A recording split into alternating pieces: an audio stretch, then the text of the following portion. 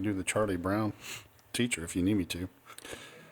The invocation is going to be given by Commissioner Hatfield and the Pledge of Allegiance by the clerk, Marla Young.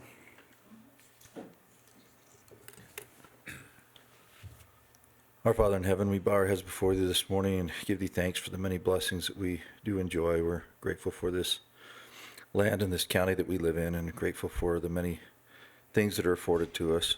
Father, we're grateful for the people here and for their willingness to serve. Please bless those who serve us here, Father, those that are in law enforcement and in fire and those that protect us. Please bless them. Please bless those that are abroad that protect us in our national interests as well, in the military. Father, we're grateful for this county. Please bless us as we go through the items on the agenda today, that we might be able to do the things which would be best for the county in making those decisions. And please guide us in these things. And please bless us that when the time comes that we can all return home safely. And we ask these things humbly in the name of thy Son, Jesus Christ. Amen. Amen. Please stand and join me in the Pledge of Allegiance. I pledge allegiance to the flag of the United States of America and to the republic for which it stands, one nation, under God, indivisible, with liberty and justice for all. Thank you.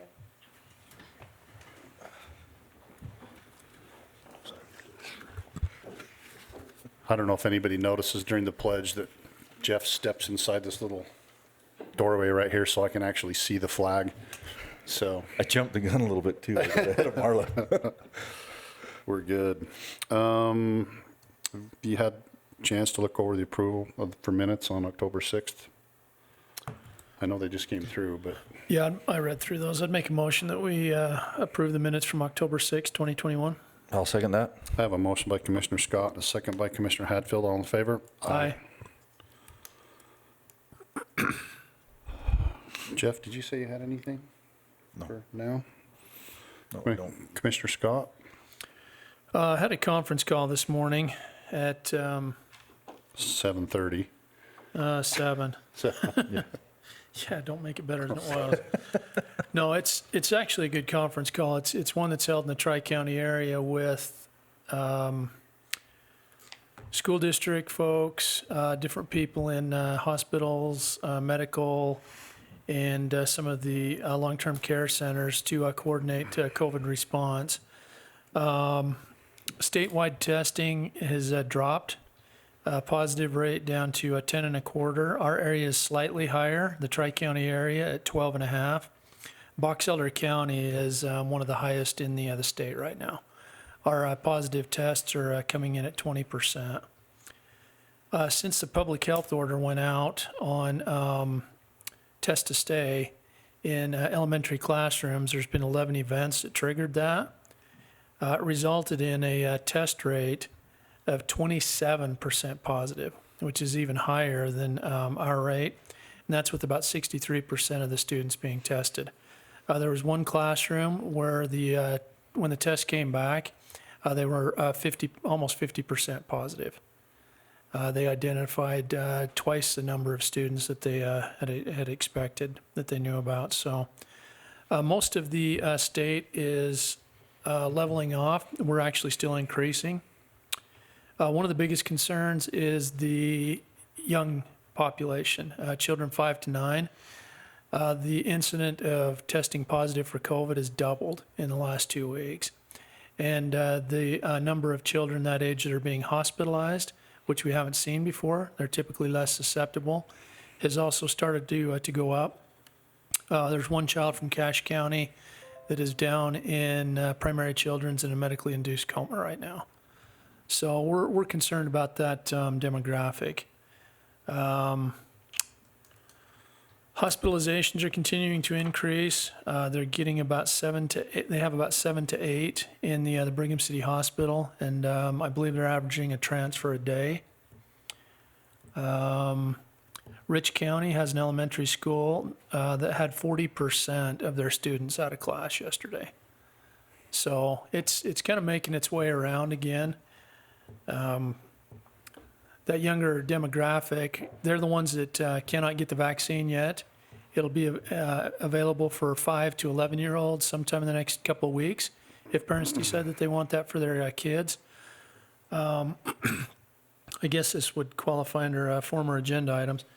The public health order expires today unless we extend it. The recommendation from the health department is to extend it. The reason being, it's shown to be very, very effective in the schools in identifying those that do have it and helping to keep the rest of the kids in class so that we don't have schools, closing down. The language has been changed. It's not a must. It's a may. So if any of the parents do want to opt out, they're certainly able to do that. But the testing's done free by the health department, and it helps keeps classes open. So that's COVID. Does it take a I would- motion, or if we just? I would probably agree with that. I mean, I'd make a motion, we extend that just because of the increase. If it were decreasing, I'd probably be like, let it go. But since we're increasing, probably ought to keep it. There's been 11 events. They caught it quick, and they haven't closed down any schools, and they've been able to isolate it to classrooms. The one big test to stay, and this was initiated at the state level because it was a high school, larger population. The incidence of positive cases dropped by about 80% within 3 to 5 days. Yeah. So I'll make that a motion Okay. to go ahead and extend that. Yeah, and so what this does is it extends it for another 30 days, and then it would automatically expire unless we take action. So I would second that motion.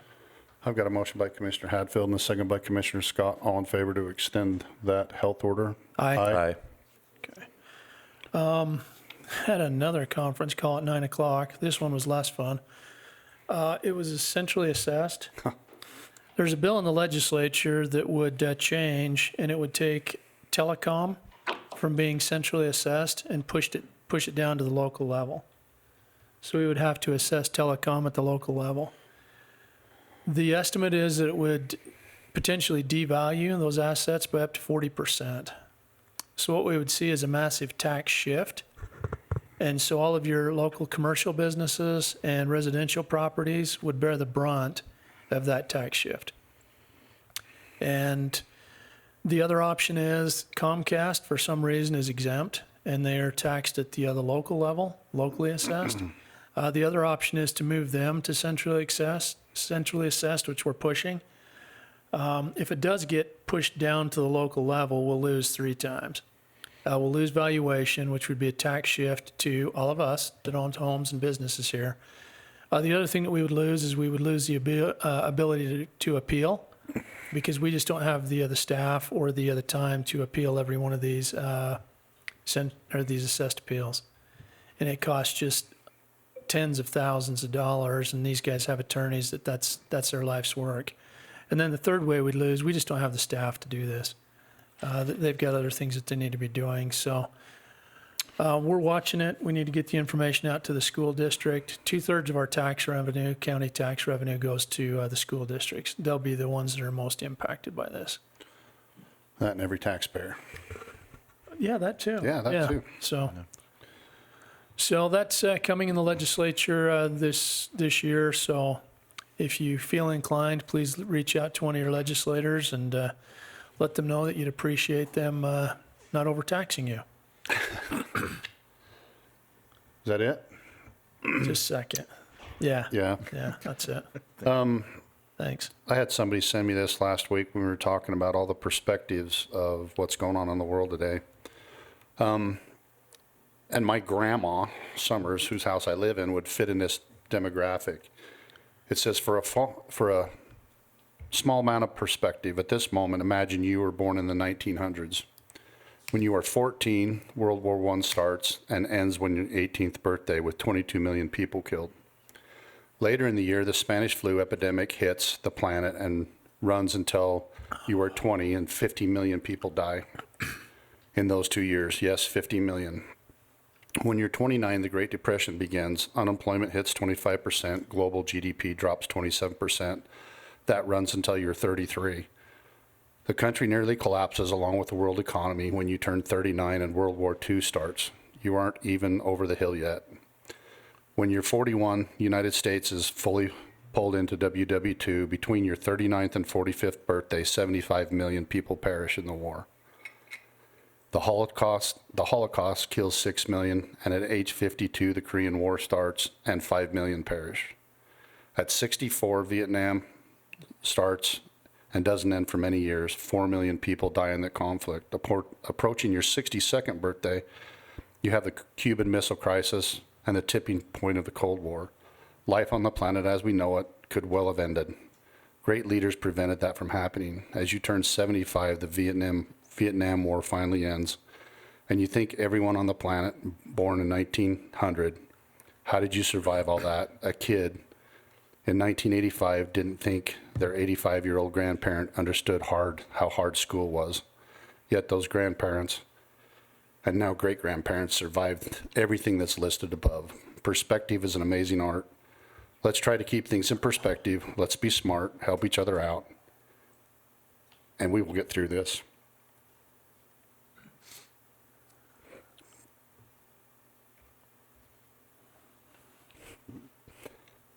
There's never been a storm that has not passed, and this shall pass too. They sent me that after we had our Vietnam vet suicide prevention the other night, and we talked about some of these things. It's hard to keep things in perspective when everybody's arguing. We learned that 22 veterans a day from the Vietnam War commit suicide. We lost 58,000 veterans in the Vietnam War that didn't come home at all. And since then, in the Vietnam War, 178,000 people have taken their own lives just in the Vietnam era. And for some reason, this world has got to the point where we don't do things for each other. We don't understand that we can talk across the fences and we don't have to come at each other.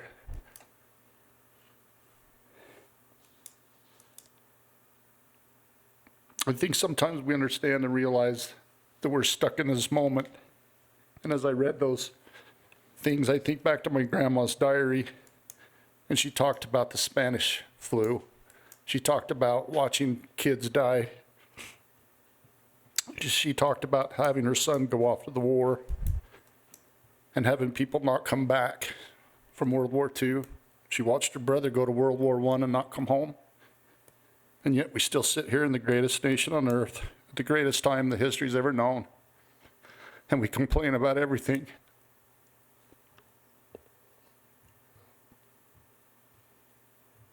Sorry. These guys know to get through this stuff. But I just wanted to let you know how much I appreciate how much we can get done as together. And these guys were there supporting us the other night, and seeing what a great crowd we had come up there and do the things we needed to do for that event. So I'll try to pull myself together and ask if there's anything else you guys got. Can't top that. Let's move on. I don't have anything. Okay. Well, speaking of which, we're going to move up the memorial. If you want to come up, they said you needed to be speaking of Vietnam. Be sure to open the public hearing. Okay. And I might have to interrupt you quick just to open up a public for a minute. Thank you for, Well, I was okay till I saw your hat and everything, and then I just lost it, so. you're all Well, no, I'm not, but I'm okay. Will you please just sit down and then tell us your name and what you're here for? right. My name is Larry Whitaker, and I'm part of the VFW here in Brigham, and we want to put up a memorial plaque out here on the south side of the thing that, and on that plaque, it would say, Not everyone who lost his life in Vietnam died there. Not everyone who came home from Vietnam ever left there. Anyway, we got the ball rolling. Bott Monument is going to do the inscription. It'll go on. I can give this to you. It'll go on that sandstone. Basically, it'll look like that on the sandstone, only just in black letters, which I can leave. Commissioner. It'll take up approximately, with the cement and that across the bottom, will be just over 3 feet, and it'll be approximately 3.5 feet high. And the lettering would go on the front of that rock. And we're just seeking approval to put it, have you look at it. Any changes, whatever, it'll stand straight up, and that'll be on the front of it. Okay, and I want to talk to you a little bit more, but I need to open up a public hearing, and that's all I need to say. It was interesting. I mean, I knew you were on the agenda, and I thought it'd be a little bit later for me to collect my thoughts, but I'm all in. So hopefully, if you guys got any questions, we just need to get you with Cody. That would be my only suggestion, is just to talk to Cody, our building and grounds guy, and just look it over and just see if there's anything that we need to do out there, just to make sure it's going to stay affixed, it's there, it's protected, and it's going to be the way that you guys would like it. Yeah, Botts will install it, and everything much is the same as the headstone. Right. And Norm was gonna try and make it with me, but It's okay. we're both pressed for time as much as you are. No, you're fine. And like I said, I don't know if we need a motion for that, but you can make a motion, yeah. I make a motion, we approve the placing the Vietnam monument out here in the front of the courthouse. I'll second that. I've got a motion by Commissioner Hadfield and a second by Commissioner Scott. All in favor? Aye. Just let us know what we can do to help. We'd love to do a ribbon cutting and everything else that we can do.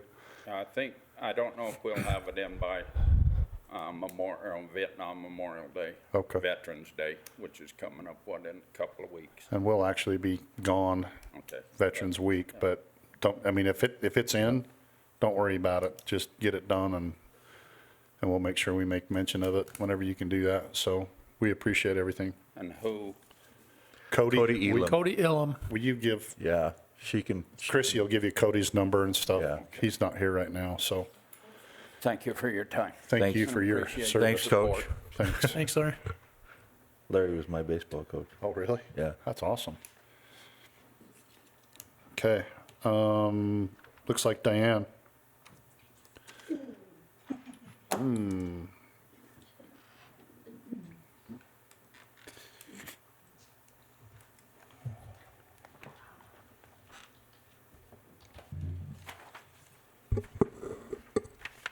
These were Jenica's, and she asked Diana and I to cover, and I think I'm on top of them enough that I can cover them. Okay. The first one is the appointed employees, and this is basically just a policy to provide more information on how employee positions are impacted, when they take an appointed position. It just clarifies that we had nothing in place up to this point. Our policy will be consistent with what other counties have done in this same area. Okay. I have to entertain a motion. I'd make a motion that we approve policy 2 regarding appointed employees. Second? I've got a motion by Commissioner Scott, and a second by Commissioner Hadfield. All in favor? Aye.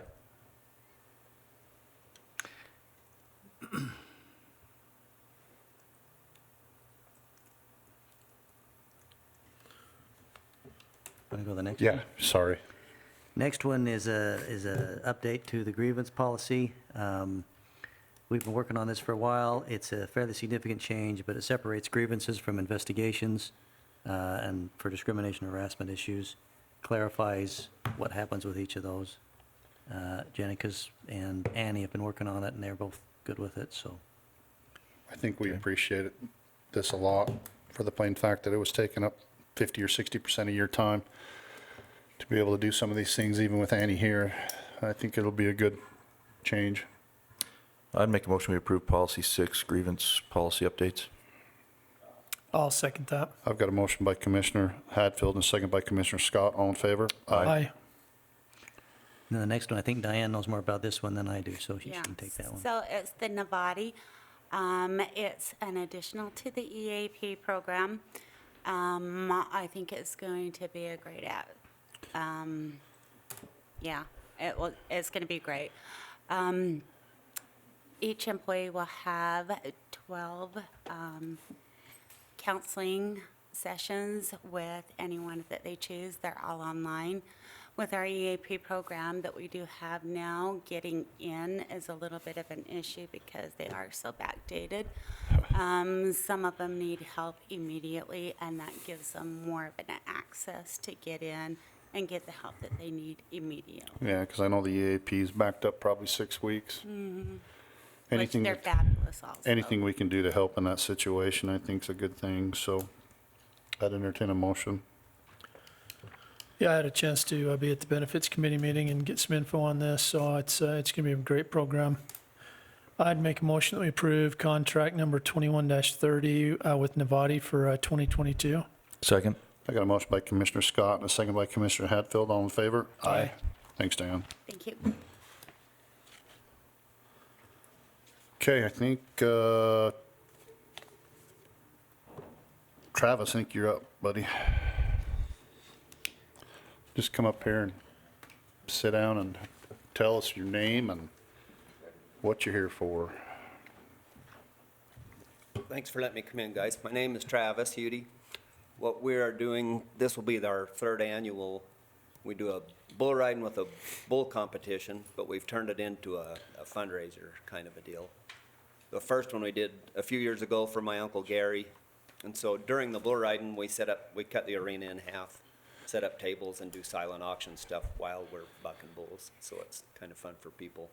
We don't charge an admission at all. We just let people come to watch and then hopefully get more people there for the silent auction part of it.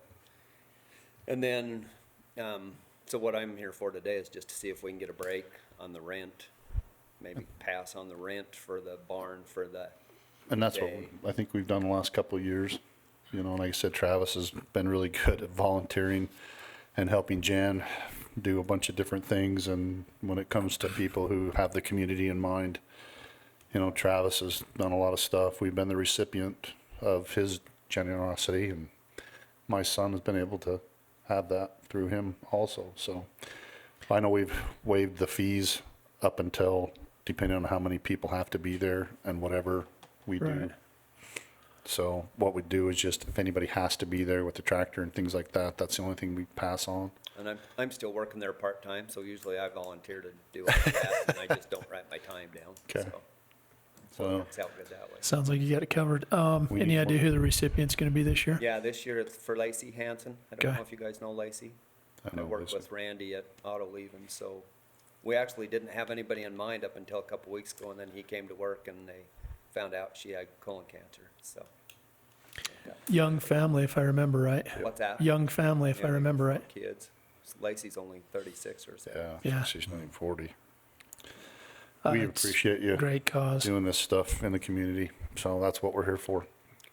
I also wanted to quiz you guys, in the future, if there is an organization or group that would like to help with this, because the bull riding part for me is easy, That's but trying to silent gather auction all stuff. of the stuff, you know, because sometimes the family dives right in, they go out and get stuff, and sometimes Yeah. they don't.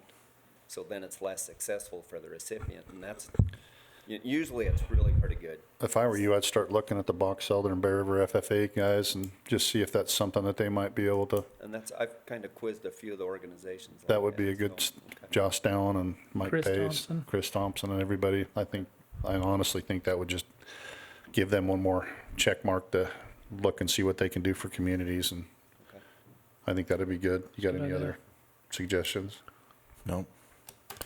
Awesome. I What's entertain a what's- motion. What's the name of the event?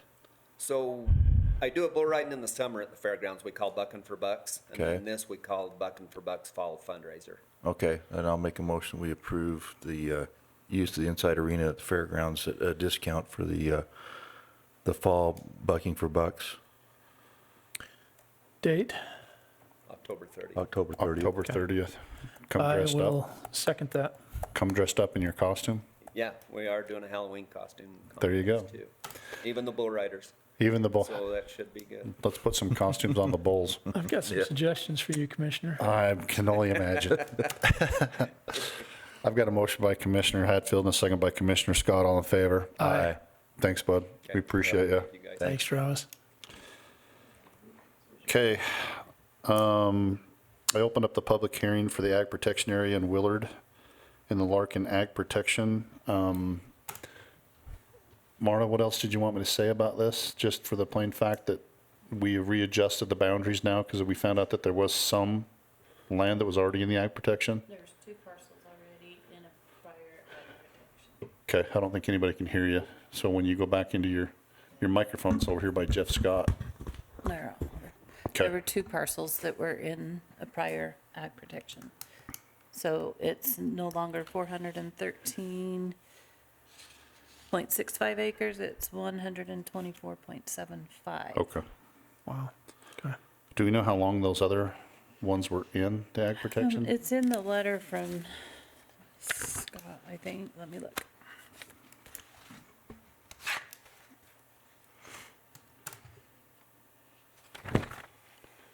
(2001). Okay. All right. And if there's anybody who wants to speak about this time, come forward, and they can come forward and say your name, and you can come up and sit and talk to us. Yeah, my name is Linda Caldwell, Okay. and what does ag protected mean? Basically, that's just talking about if these people want their property in an ag protection zone. So if somebody came up and decided they wanted to build houses or condos or things like next to them, they would understand and realize that they were buffering into an ag protection zone. So they could complain about, Couldn't complain about manure smell or anything like that because the ag area was designated first. yeah. Okay. So that's all it is basically give them one more layer of, my family's farm was in an ag protection area until it got encroached upon and encroached upon and encroached upon, and now it's out of an ag protection area. But hopefully these guys are gonna try to keep onto their farm as long as they can and have that taken through generations, and it looks like we got a couple generations here wanting to do it, so that's all it is. Okay, well, thank you so much. Thank you for coming up. Yeah. Mr. Larkin, do you wanna talk, or one of your boys? If it's all right, I'll come up as well. Oh, you can come up, just say your name and what you're doing. I like your brand. You get the big chair. Anybody with a good-looking cowboy hat gets to sit in the front. And just, I'm John W. Larkin. okay, And I'm Michael Christiansen. Okay. And I'm exercising as his attorney with this request. okay, I think the council, or the commission appropriately addressed the issue. This is for nuisance requests. As we see Weaver County continuing to develop, this is an area that buffers that boundary line. He's asking for that protection. There's very- Everything we got in Box Elder County. yeah, It's just a Box Elder County. He's on that very southern boundary line, but we're seeing that encroachment come. And so he's asking for this additional protection. How long have you been in business, John? I started building that feed yard in 61, or 63 And by myself. so he's been here for quite a while and continues to grow that business, and his 2 boys are heavily invested in continuing that legacy. This is a Larkin legacy that they want to be here for a long time, so this protection is important to them. I don't know if you recognize me, John, but I used to haul your propane back in the day. Did you? Yeah. So I know all about the Larkin legacy down that way, so, We sell finished cattle every week, or goes to Hiram. yep. and you boys are eating it. Oh, I know. That's why I said if you complain about ag, don't complain with your mouth full. So, But I think you succinctly stated the facts, so we appreciate that. no, Unless there's any other further questions. okay. I think we've got, Appreciate you being here. yeah, thanks for being here. And thanks for doing what you do. Not many people want to continue to do that. I was a second-generation dairy farmer, but the dairy wasn't there when I got to be old enough to do it, so I can understand and realize how hard work it is. Well, we operate in Elko, Nevada too. Okay. All right. Thank you. Thanks. Is there anybody else who wants to talk specifically to this ag protection area? Seeing none, I'd entertain a motion to close the public hearing. So moved. Second. I got a motion by Commissioner Scott and a second by Commissioner Hadfield. All in favor? Aye. Okay. Now I'd entertain a motion for the resolution creating the ag protection area. I'd make a motion, we approve the resolution for creating an ag protection area at the Larkin property. Dash 2112. Which one is, okay, yeah. Okay, the resolution 21-12. I will second that. I've got a motion by Commissioner Hadfield and a second by Commissioner Scott. All in favor? Aye. Aye. You guys don't need to stick around unless you want to listen to the rest of the BS, but you're used to the BS, all right? Thank you, guys.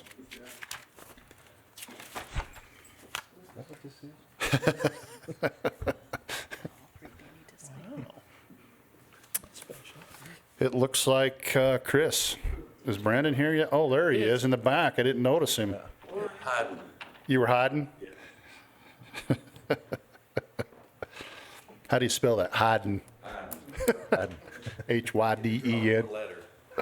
Just tell us who you are and what you're here for, and I think somebody's going to pull up your, It should be on there. I'm Brandon Vonk. I'm the CEO out at Bear River Valley Hospital. you're going to need to move that, A little closer. or, well, either you or the mic, whichever one you want to do. I'm Brandon Vonk. I'm the CEO at the Bear River Valley Hospital in Tremonton. And we're here to share our charitable plan with the commission for 2020. And it looks like we're behind schedule a little bit, It's so okay. we want to be thoughtful about that. Will you go tell these guys to move? And then I also have here with me, I think they're closing the door. My name's Chris Dallin. I'm with Intermountain Healthcare. Thank you. so we appreciate the opportunity to speak with you and look forward to any questions or concerns you might have. I'd like this to be an open discussion because we're here to serve the community and love to have the opportunity to brag with a few things we're doing, but also love to be challenged in a few areas. That's what we're here for, and we don't shy away from that. But that's why I brought anything that's hard, I You refer to brought my Chris. left. So we can advance the slide.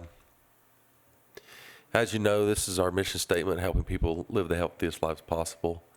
I feel that Intermountain is really striving to protect this mission statement. I am glad, however, that they're allowing sodas to be back on our campus. I just want to throw that out there. I think they were losing money. People were still drinking sodas. They were just going down to Maverick. So I think we're going to try to get that money back from Maverick now. Good luck. Good luck. All right, next slide.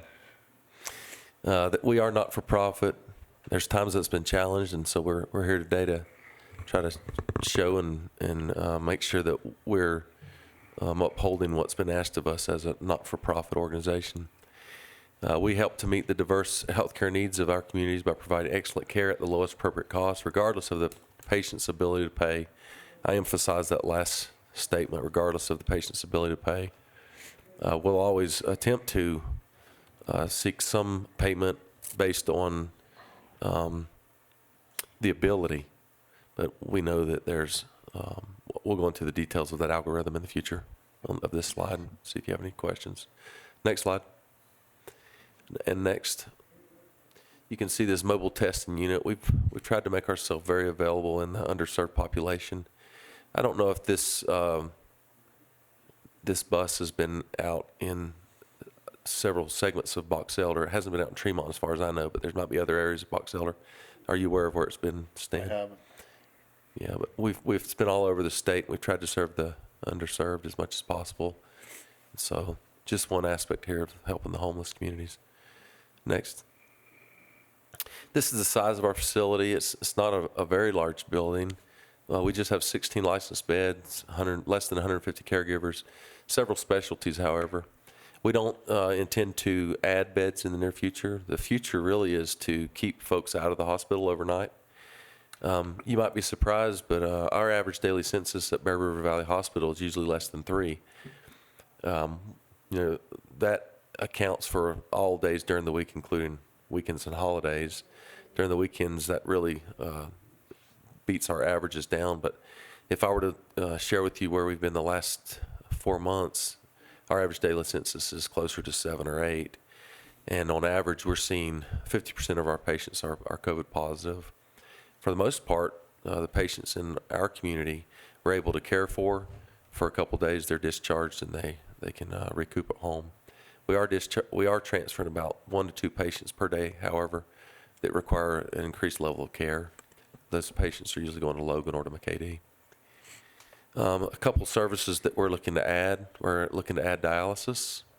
That's been approved. We'll be bringing that service on soon. The other thing that we're bringing on is detox.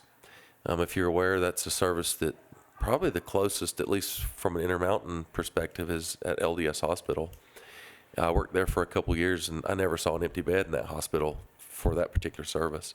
So we're looking to bring that onto our campus as well. We've recently advanced a couple managers, and so we have 2 open positions on our campus. So that's just a few things that are changing there.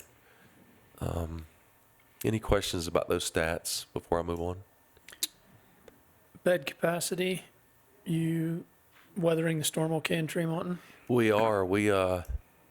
It was usually very difficult for us to find staff if we saw our census bump up to 6 or 7, but that's normal for us now, and we've been able to find the staff to oversee those needs. We do have a few travelers. That's a very costly way to go, but we're losing nurse hand over foot in our organization to traveling, and so we're having to bring travelers in just so we can staff. But we've been successful, and outcomes have been really positive. Here's a few more statistics.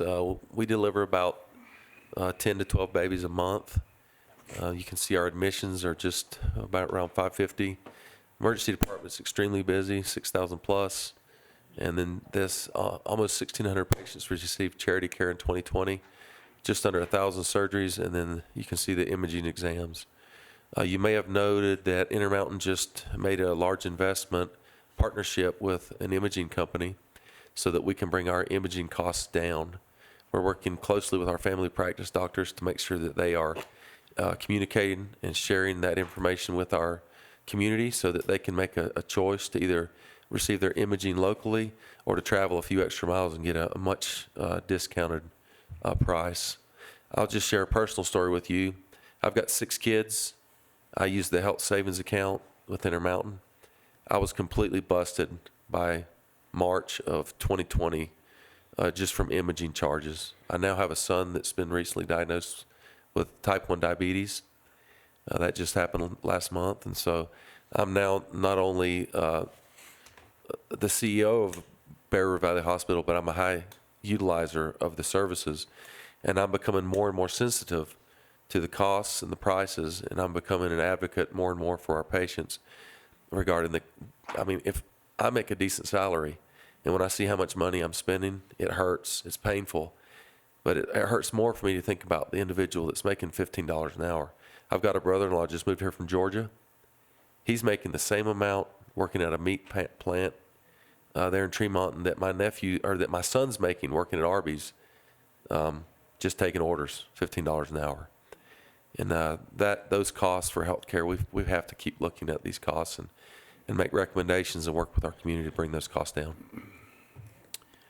Next. We tried to find a slide that didn't have Stan in it, and we found one. Stan actually does serve on our board, and we appreciate him very much. He challenges us, but he also helps us to see clearly and to make sure that we are upholding our values. Stan just wasn't here on this date, and in fact, one of these board members no longer serves But this was a good-looking picture of me, so I figured we'd just take it. Just take it. Thanks for not photoshopping me in. So just a few members of our board, some of those folks you might recognize. We have volunteers that are within our community, but also volunteers that are hospital-paid employees. Some of you might recognize Dr. Murphy on the top left. He's our surgeon. And then I'm sure you recognize others. All right, next. Our gift to our community, you can see the dollar amount here. I won't need to go over each one of these individually, but if Chris wants to give any further detail on these, or if you have any questions, we'd love to answer any questions you might have. Yeah, earlier this spring, we submitted a legal document to you asking for a property tax exemption. You approved that. We appreciate it. Within that requirement, it requires that we connect with you each year. That's what we're doing now to make sure that you're aware of what we're doing. Now, the value adjusted charity care is an important number. We wanted to describe what that is. In hospital speak, we would use the difference between total billed charges and average discounted rate. Let me flip that over to hotels because that's a little bit easier to understand. For example, Stan, if you go to a hotel on the county's dime because you have some official business, you typically pay a per diem rate. Right. Let's say that Commissioner Hadfield shows up to the same hotel the same night without a reservation at 11 o'clock at night. That's called the rack rate. Right. We're reporting on the per diem rate, not the rack rate. So it's that average discounted rate, the amount that a Select Health might reimburse us for. And so that's what the value adjusted care means. From that, we also provide a bunch of community benefit in the community. That's suicide prevention efforts. That's opioid reduction efforts. That's the difference between what Medicaid and Medicare reimburses us as it relates to our billed charges as well. So our total gift in the community that we provide to Box Elder County is about $9.8 million. It's a significant amount that we provide, and we're proud to do that because it's our mission. Now, separate of that, we do have a bunch of capital improvements that we make every year. You can see that amount. And then uncollected bad debt, that is not included in that total gift. In theory, people could afford to pay their bill and they don't. So that's the amount that we eat on our side. So just to give you that update, $9.8 million is a total gift, which again is a significant amount, and we're proud to do that. Well, and every time Brandon says something about looking out for us as patients, and Brandon hasn't been here as long as we have. I serve on the, what else do I serve on? The finance. About 10 years ago, we were wondering what we were going to do with some of the people out in rural areas because it was costing them a lot of money just to come to the hospital. And we had the idea, this was way before anybody even thought of it, about why can't we do Connect Care, through the internet. And so from that thing in Ogden had grown this Connect Care to where people from Grouse Creek, Utah don't actually have to come to the hospital anymore. They can call in with good internet and get services and, don't have a 2.5 hour drive in, an hour wait, and 2.5 hour drive back. And some of those services that we've been able to get through that is amazing, that how Intermountain Healthcare is now looking at that, was it the top 100 drugs in the nation with their Civica? What's it called? Civica. And if you've ever had a person in your family that can't get the medication that they need, or is it at an extreme value to where you just said type 1 diabetes, and that stuff's crazy right now. But I mean, a little while ago, you couldn't get amoxicillin. You couldn't get flushes. You couldn't get all these things. And so IHC found a need, and they have started with the top 100 medications that's used the most. And all the other drug companies are taking notice to think they don't want to have IHC come after their next drug. So they're doing it on their own and bringing the costs of things back into, I would say, except for type 1 diabetes medicine. They've just dropped the price on insulin as well. Maybe that's because Walmart just did the same thing. So And that might be it a little too. pressure. So Could have put that on. So I'm glad you brought that up. I want to share one more stat with you. I don't know the stats of other hospitals, obviously, but with the 26 hospitals in the state of Utah with Intermountain, we have Bear River Valley Hospital is the award winner of the lowest cost per case, meaning on average, if you were to receive any type of intervention, Bear River Valley Hospital does it cheaper than anywhere else in Intermountain, and this is the third year running that we've been that low. So, all right, next slide. A few more dollars regarding additional gifts to the community.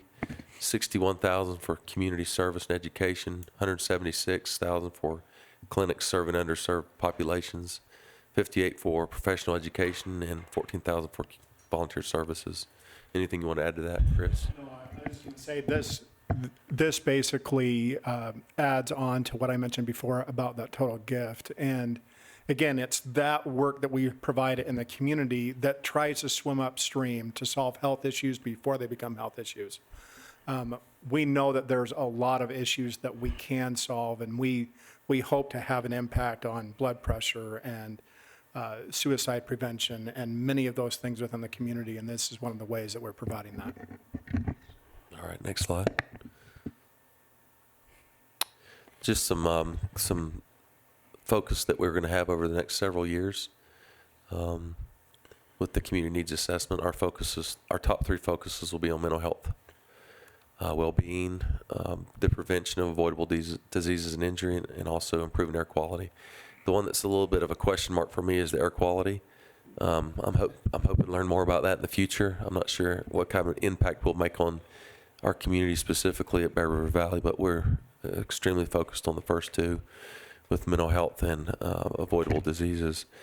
We've recently hired a full-time position to be a behavioral health liaison.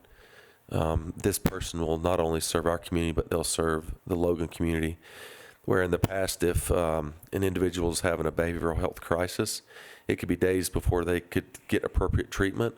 We've now hired full-time employees that are available immediately. There will be no delay, and that will definitely serve the Box Elder County location, but also part of Cache County as well. Brandon, Yes. as you turn to your left, you'll want to say hi to Beth. Hi, Beth. She's the CEO of Bear River Mental Health, so you Okay. two will want to visit about that, and that'd be great. Good.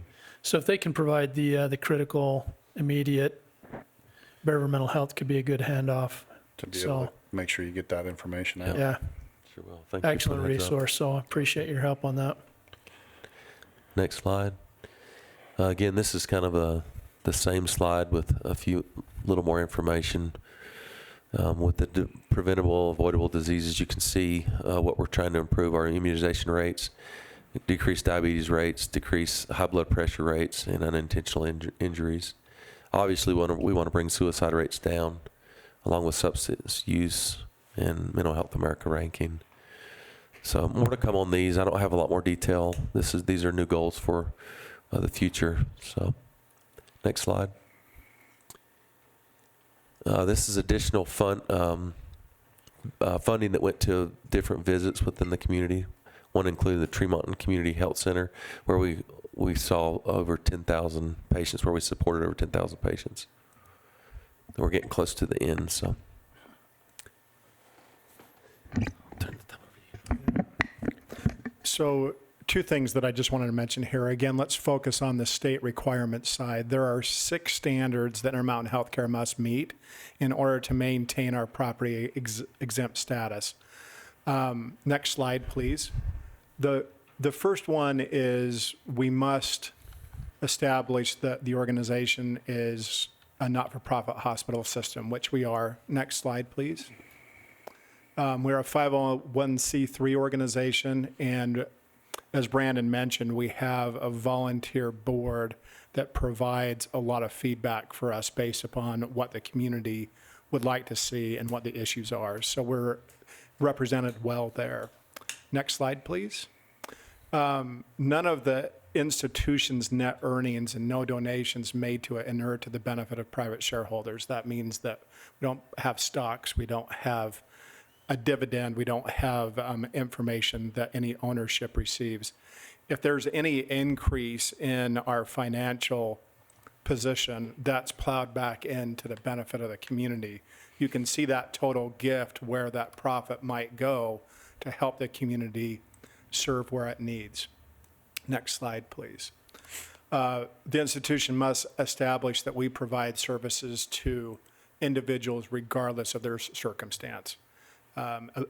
Ability to pay, where they're from, race, religion, creed, et cetera. And we indeed do that. With Stan's leadership at that Community Services Advisory Council that he mentioned earlier, one of the not-for-profit advocates and low-income advocates said, look, people who get bills typically don't want to see what's in them. They'll put them in the corner and not open them along the way. So based upon some guidance from that committee, we've printed even on the back of the envelope saying, if you need financial assistance, please call us. The next slide is an example of other things that we have at the hospital where we ask people if they have questions about paying their bill or getting service along the way. We provide that. At the end of the day, our caregivers provide services based upon the health need, not on their ability to pay. And that, I think, is an important piece of what we're pleased to provide in the community as well. Next slide, please. The fourth item that we must establish is that we have policies that integrate and reflect the public interest. Again, governing board, we have a charity plan. The three items that Brandon mentioned earlier about our focus, there's this much need in the community that we need to solve and this much resource. So using data from the county, Intermountain Healthcare, and the state database, we focus our attention on those issues as well. So you're going to see us out in the community having an impact on those unavoidable issues that we mentioned earlier. Next slide, please. We must establish that our total gift exceeds the property tax liability for that year. We submitted that in that legal document that I mentioned earlier. We indeed do that. As a matter of fact, we fulfill that requirement about 4 times the amount. So we're really proud to provide that again as part of our mission. And then number 6, last and not least, that satellite healthcare facilities qualify for the property tax exemption. We don't have any particular spots in Box Elder County, but an example of this would be our laundry services that are in Woods Cross and Davis County, where we provide laundry for all of our hospitals, not only Intermountain hospitals, but many other of our competing hospitals as well, so that they can get the linens and other issues that they need to provide what we need. But there are the 6 requirements that we must meet in order to maintain that property tax exempt status. Again, proud to provide those services along the way, but any questions for Brandon and I, anything that you're hearing or anything that we might improve on? Was it 3 or 4 years ago before Brandon got here, there was an individual that kind of went after Intermountain and wanted to take their tax exempt status away. And there really wasn't any rhyme or reason, but because sometimes the loudest drum gets the hearing, I know me and Chris and a lot of other people went to bat at along with my other commissioners for Intermountain to tell them about rural hospitals and how none of these rural hospitals have closed in Utah and how they affect people, and they listen to us about mental health and suicide and all the things that are important to us, and they, you know, cheaper drugs and access to health care and on and on and on. So we appreciate you guys being in our communities. We're lucky enough to have a couple great hospitals in the county. So I think, have you guys got any questions? No, We appreciate you guys. This was a Thanks great- for coming. Yeah. Thank you for your time and service. We do appreciate So allowing us. when they hired Brandon, Yeah. I knew that they were looking, and I was in the Maverick in Tremont. I hadn't even interviewed yet. Hadn't even interviewed yet. And the First cutest person I little met. blonde-headed girl came up with some candy. Yeah, this is true. And she had this biggest smile on her face, like, I'm going to ask Dad if I can have this. And I looked at that little girl and says, if your dad won't buy that for you, I'll buy it for you. This And is a Brandon true looked like, story. like, you're a creeper. I'd never met him. And then we started talking. Yeah. He helped me secure the job because he's on the board. We already made a connection. Yeah, it was pretty amazing that that thing happened. But I can still remember his eyes looking at me like, what a creeper, offering to buy my kid candy. So I really wasn't thinking that. I was thinking if everybody's like this in this town, this is where I want to be. Oh, that's awesome. Some strangers are stranger than other strangers. True. Thanks for coming, you guys. We appreciate Thanks, it. Joe. Thank you, guys. Hey, and what a way to follow this up with Beth Smith and the Bearver Mental Health Area Plan.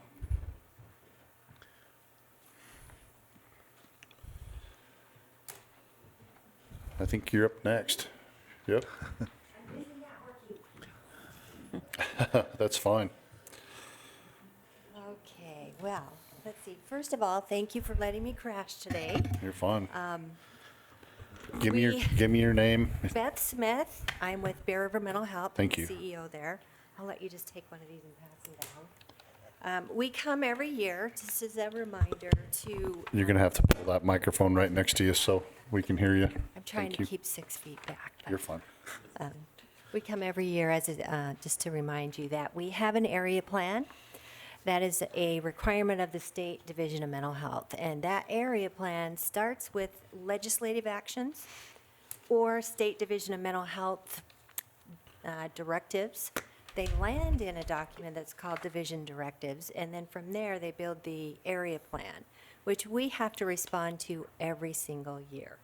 And some of the stuff that's in the area plan is new stuff, and some of the stuff is revised stuff, and some of the stuff is old stuff.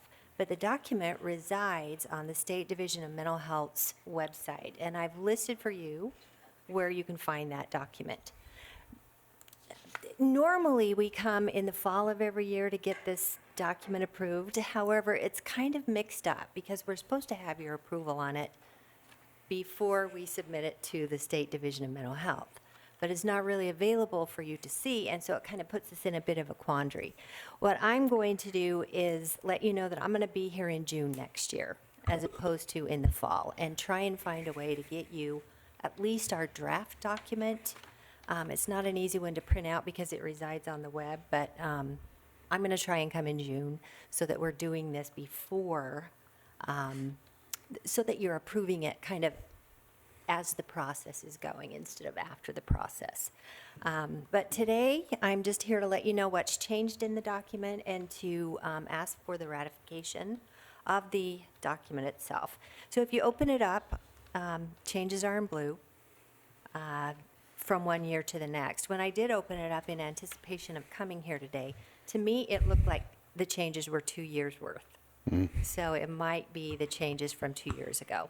A couple of the highlights for the changes are we had Medicaid expansion. You're probably aware of that. That impacted a lot of the different service areas, more particularly in numbers and budget numbers than it did in kind of descriptions. But you will see higher numbers of clients in the different service areas. You heard today telehealth. The pandemic kind of forced us into a telehealth environment. We did that initially very quickly. We had staff who initially said, don't ever make me do telehealth services, who now are completely converted to telehealth services. So, and we have clients that we have found really prefer telehealth services. So the pandemic did help us kind of open our eyes to the capability there of telehealth, and it is here to stay. It's here to stay for Bear River Mental Health, and it does open up capacity for us. This year, I'm really excited. I have been, not so much from the Box Elder County Jail, but been prompted Cache County-wise to increase services to the individuals who are tied into justice-involved services or lack of services prior to this grant. So I wrote a grant, and luckily it was funded. Had I had a chance to do it again, I probably would have wrote for 2 therapists as opposed to 1 therapist. This therapist is shared across all 3 counties. He was not hired until February, but he hit the ground running. He's completely full. He's a perfect match. Jeff, I should say Commissioner Scott, met him in the last board meeting, and he gave a brief report. Seth? No. Aaron Tavetter Aaron. is Okay. his name, and Yep. he comes and he provides services to both jails. He does to Rich County kind of as needed, but regularly scheduled into the jails in addition to what we were doing. So this is an expansion of jail services. And then he has the ability through the grant to continue to serve the individuals as they come out of jail, which is so important as you're trying to keep them from going back to jail again. And he has several success stories, and we're happy about what we're seeing there. And I'm just now at the place where I need to start looking into how do we seek a re-up on this grant, or at least maybe an expansion of it. He's talking about the need for case management services, which we haven't been able to throw at it. So I'm going to be doing all I can to get more money from the CCJJ so that we can get those services into the counties. I will say right there that we only receive, the JRI is kind of a hot topic right now. You guys are probably aware of that. I don't know if you've had your listening tour visit from. Scalding hot topic. Oh, yeah. It was probably one of the most heated meetings I have ever been to in Cache County a couple of weeks ago. But anyway, we only get, as a mental health service provider, $45,000 to help serve the individuals who are diverted from jail through that program. And it's not enough. It really is not, which is why we've had to subsidize any way we can. We've also increased our subcontracting. We used to not do subcontracting because all of our subcontractors are required to hit the same requirements that we have through Medicaid. And it's kind of an administrative nightmare, but we're kind of in a pinch related to workforce. And we've had to kind of open up our ideas, and we are subcontracting with external providers now, and looking for ways to try and audit and make sure that their services are in line with what we need them to be for Medicaid. We've assigned a case manager to be monitoring our hospitalizations south. We used to do that just in Logan. We're doing that on all the hospitals south, which Box Elder County generally, sometimes they come this way, but many times they go that way. Our crisis response system, is a little, whenever I hear things that aren't quite true, our crisis system serves anyone. It doesn't matter whether you're Medicaid, it doesn't matter whether you're insured. If you're in crisis, we will serve you with our MCOT and our SMR teams. I think the confusion is there are so many crisis numbers out there and people don't really know who to call. And so we need to focus better on what we can do to fix that problem. But calls go directly to Salt Lake, to the University of Utah / Huntsman Institute. If They still calling can't it NAMI? resolve them, they call it HIMHE now, or Hemi? HIMHE, H-I Okay. HE or something like that. And then they warm hand them off back to us if they can't solve them. And our people do deploy directly to where the crisis is at. We've had to add a protective payee service. We've had some real issues with private providers of those services. 2 years ago, $100,000 was embezzled from our clients by a private provider of protected payee services. And then we tried another one, and that one didn't work so much. Many of the mental health centers do provide this service themselves, and so we've been in close contact and have expanded that service for Cache and Box Elder County. So we're doing that in-house now. We've had a disparities review from the state. All I'm going to say about that is that came with audits and lists of things that we have to do or are supposed to do. They're going to be written into the division directives, and they are not funded.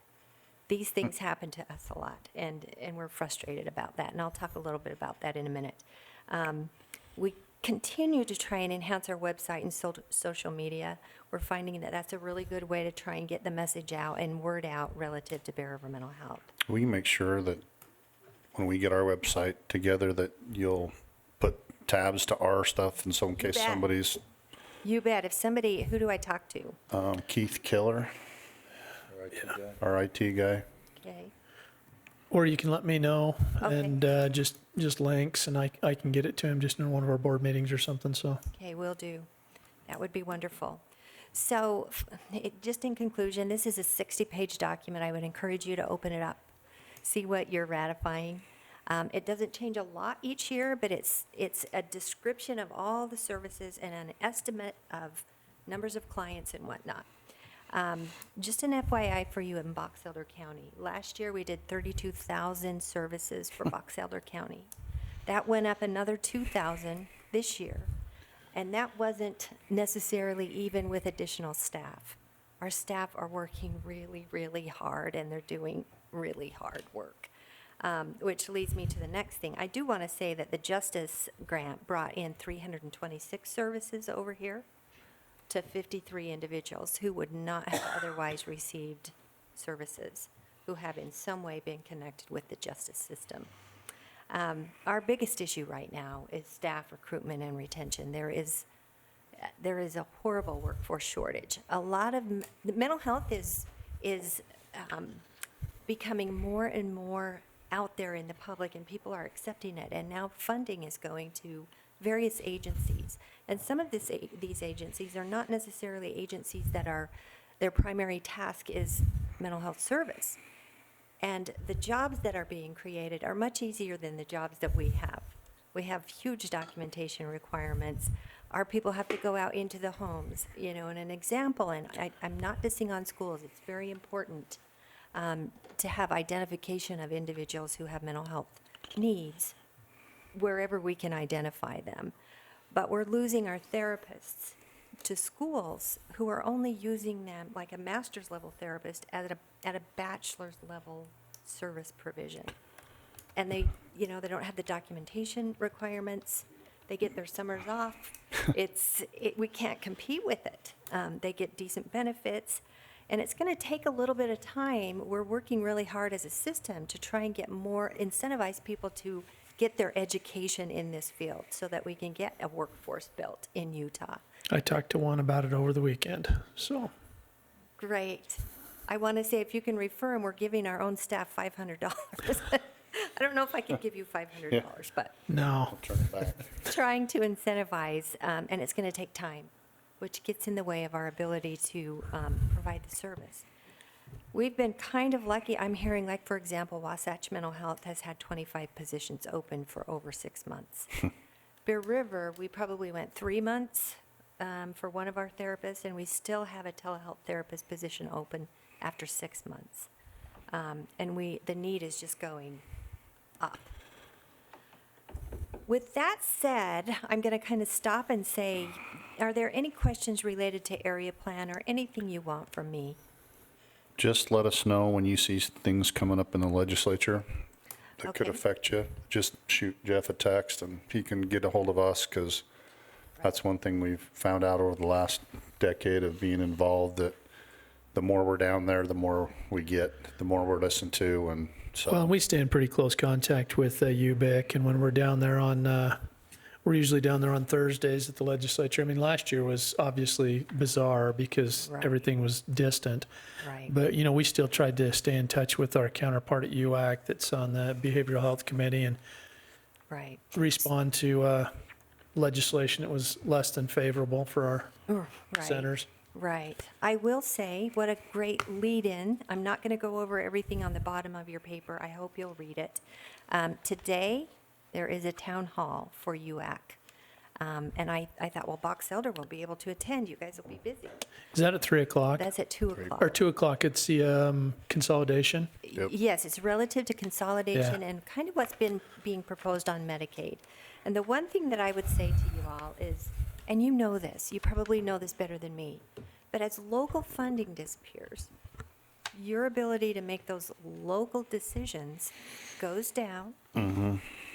The ability to provide those services goes down, and the problems go up. So keep that in mind. Today, they're going to really be pushing local funding, local decisions, local building of the infrastructure. So I've given you a copy Thank of what you. they will be going over today, because I thought you'll probably still be in council. And I hope you'll find some time to read it. I do want to say, and sometimes I forget how appreciative we are of Jeff, of Commissioner Scott. I call him Jeff. Jeff. because I know it. Or the other Jeff? Yeah. The other Jeff. He's one done that's not such Jeff. a great job. I want you to know he's present. He's very, very professional. He knows his stuff. He knows how to find me, and he does. And I know how to find him, and I do. And we're so appreciative. I always want to bring a little contract saying, you'll be here as long as I'm going to be there. Ooh. So, At least another 13 and a half months. Oh, it's not 14, long enough. something like that, so, yeah. It's at not least. long enough. And I appreciated your comments, Commissioner Summers, at the beginning relative to, suicide. I will say, we get lists every single month of the suicides in our county. And the first thing that I do is I compare those to my caseload.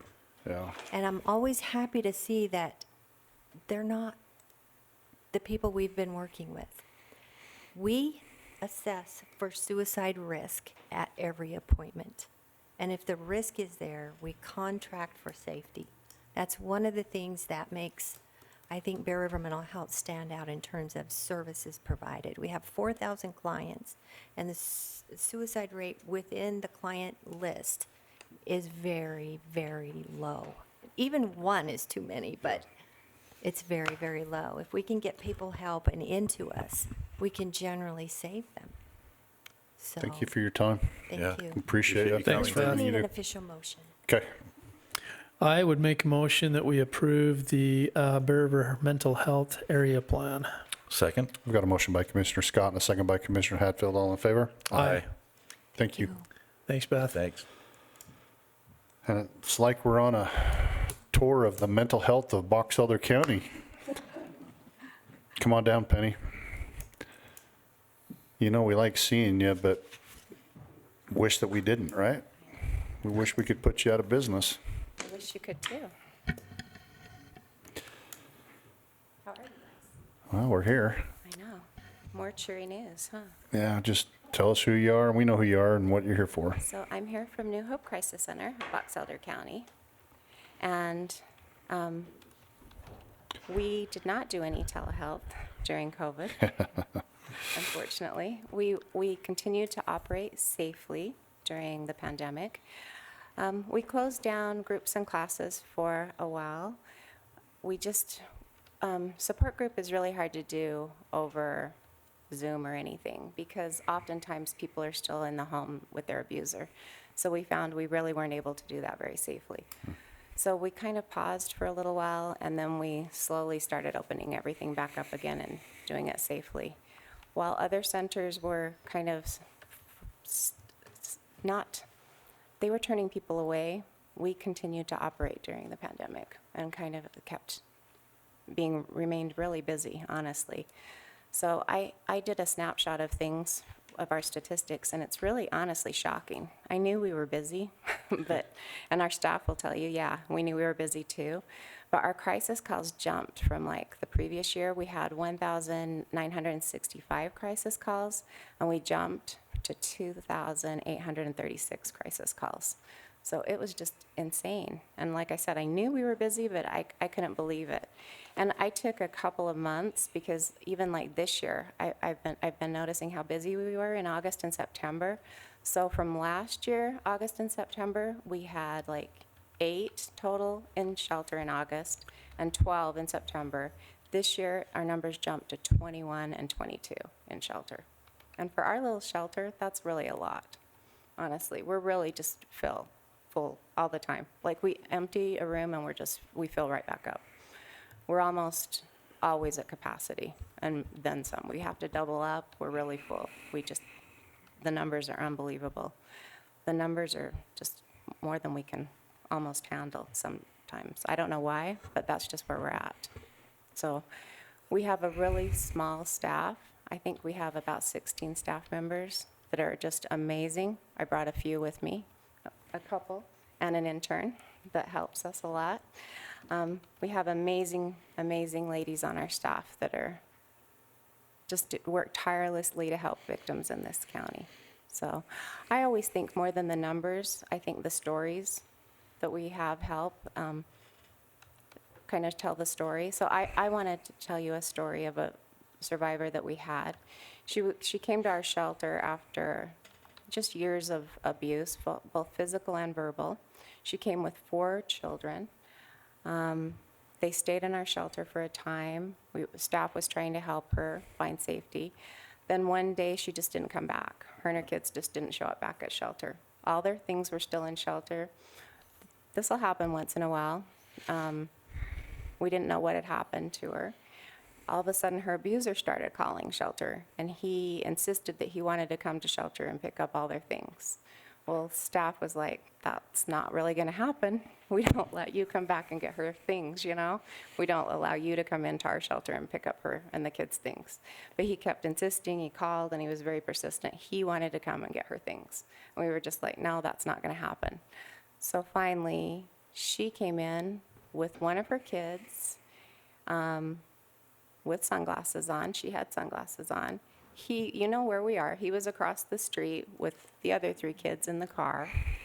And she came in with sunglasses, and the staff talked to her. I talked to the child that was with her.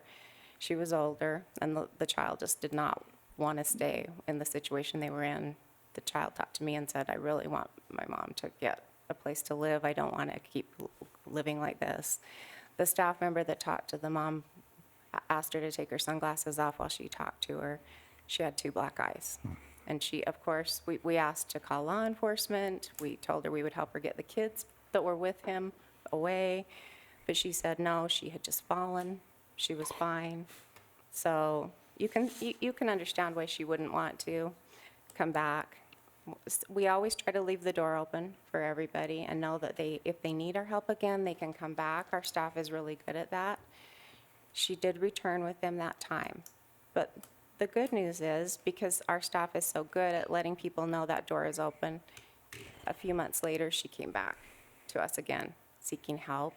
And I want y'all to know there's a happy ending to this story, because we were able to get some housing money this past year through a housing grant. We were able to help her and the kids get stable housing, and she's now left for good, and they've got safe housing.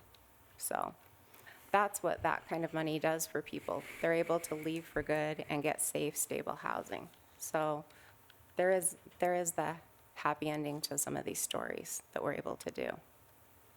So that's the good news with that. It was a really sobering day when she left and went back to him, one that none of us like to see, but that we can only do so much. But it had a happy ending. So like I said, I think more than the numbers, it's the stories that really can tell of domestic violence.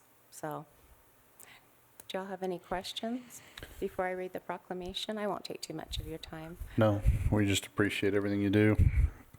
Thank you. We couldn't do it without the community. And I always take this opportunity to thank law enforcement, see Sheriff Potter.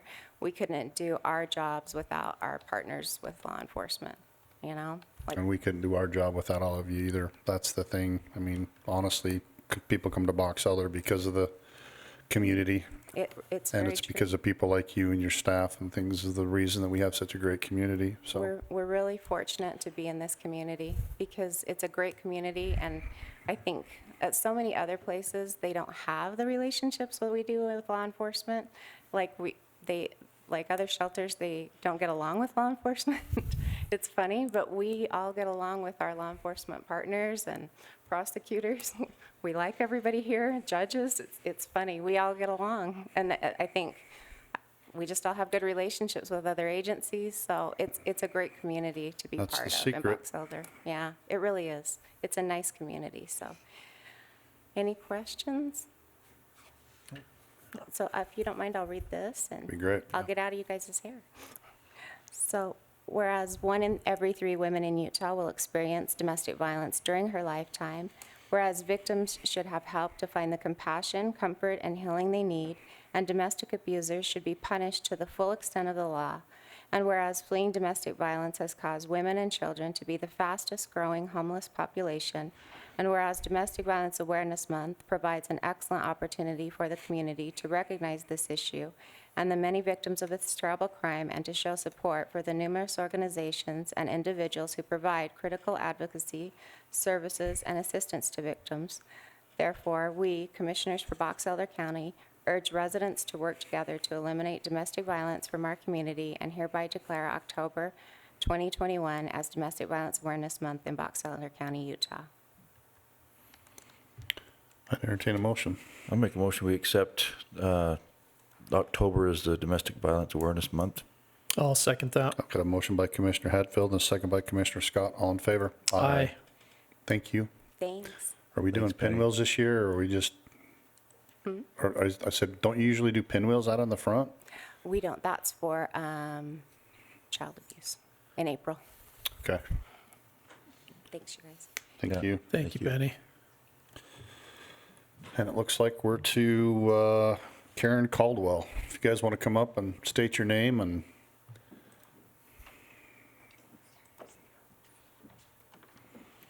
what you're doing here.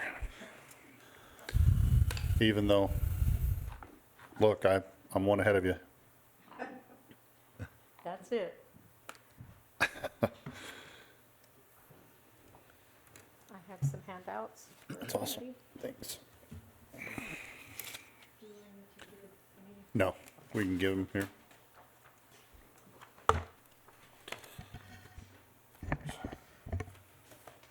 Hi, I'm Karen Caldwell, and I am the project leader for the Corinne Methodist Church Historical Museum Restoration Project.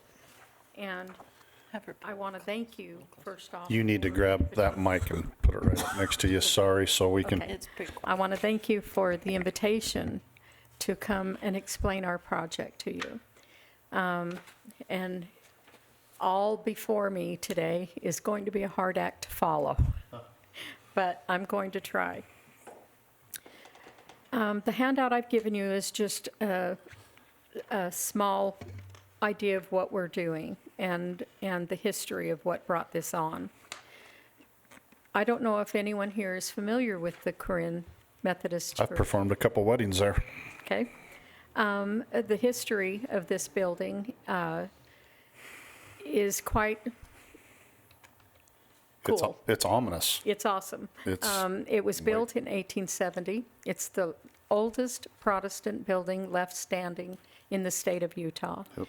It was built by immigrants, non-LDS, and it was built with no debt. The money was raised within a week to build it, and by the end of the month, after the raising of the money, it was erected. And if you've seen it, it is a beautiful brick building. The bricks themselves were made in Corinne. And it was an active church until 1957, when it held its last service. And the building was added to the National Historical Registry in 1971. And in fact, we are number 12 on the Registry of Historical Places to Visit in Utah. In the past, the Corinne Historical Society managed this building for the Methodist Church out of Colorado. This committee allowed weddings and Bible studies, pageants, music recitals, and other community-based activities. And people would stop and ask to go through the small, quaint little museum that was in the back of the building. In November of 2019, the Methodist Church decided they needed to get rid of some of their assets. They were going to be splitting again. And they offered this building to the Historical Society, and it was instead put into the name of Corinne City and deeded to the Corinne City. Because there was virtually no cash exchanged, there was no public hearing to ask how the citizens felt about this, and the city council did not do a vote on taking on this project. Unfortunately, as wonderful as this building is, it came with a lot of problems and a very expensive restoration, or even just bringing it up to code. If we were to take this building and spend the money to just make it into a community center, gut it, it will take it off the historical registry, and then it's just an old building. And then the tax base of a town of less than 800 still can't afford to do that. So when it became deeded to the city, the doors were locked, because being a city building now, it didn't meet criteria to be able to be used for what it was being used for before, to stay on our insurance. So this was a problem. And being a new city councilman, I was torn between what to do with this. I didn't want to tear off the roof and put a new one on until I knew what an architectural company says we need to do to keep it historical. It deserves that. It's earned that. So I wrote a resolution. And my resolution, as you know, resolutions have time frames. So my resolution was for 2 years. I wanted to prove I could do something to raise money so that the taxpayers were not left holding a bag that they didn't ask for. I was granted the resolution for 2 years. Unfortunately, the pandemic hit. There wasn't a lot I could do in my first year. But I did pull together some professionals who gave me some unsolicited advice that did not make it illegal because I'm a councilman. So I didn't get actual bids, but I got ideas on what this was going to cost. My goal and my resolution was twofold. I wanted to bring the town back together because now we're divided. And I wanted to do the basic restoration historically so that we met code. And then the city, once they saw that we could do this, then they could move forward with beautification. So after a year of pandemic and not being able to do much, I finally did get a committee formed. And we met for the first time in May of 2021. And since then, we have raised over $7,900. We've held our first fundraiser. We did a media blitz with letters, and I think I sent one to each and every one of you with the story and hopes of getting out the awareness of the project. And that's why you're here. Huh? And that's why you're here. And that's why I'm here. The resolution gives me 2 years. I've been, and each year they have to approve another year. I have to prove I've accomplished something. So I did get my second year. And we are already starting our second fundraiser, but the money is slow. We did put in a bid, and we are going to be hopefully approving a bid for the architectural engineering firm that is part of the, if you'll turn to number 3, I think the project plan starts with phase 1. This was my vision. So phase 1 was to get things rolling, get some money coming in, and get the word out. And we've done that, and we've put out for our first bid. We've also have a very large grant that we're trying to meet the deadline for that will help pay for that. What I'm learning as I'm going along, because I'm not a professional at this, I'm going with my gut. So I'm learning that there's a lot of grants out there, but a lot of the big municipalities get those grants because they have grant writers on their staff. A town of 800 can't afford that. So we are working through this the best we can, but we do have 2 grants, a very small one and a quite large one that we're working on. Once we get the architect on board, then we get to move even further, and then we have to find the even more money. And we know this can't be done in a year. This is going to be a long-term thing. But this is a museum. It's quaint, but a lot of our stuff has been dished out to other museums in Brigham and Tremont and elsewhere because we had to clear them out when the city took possession. And so the project plan is moving slowly, and I'm starting to feel a little overwhelmed.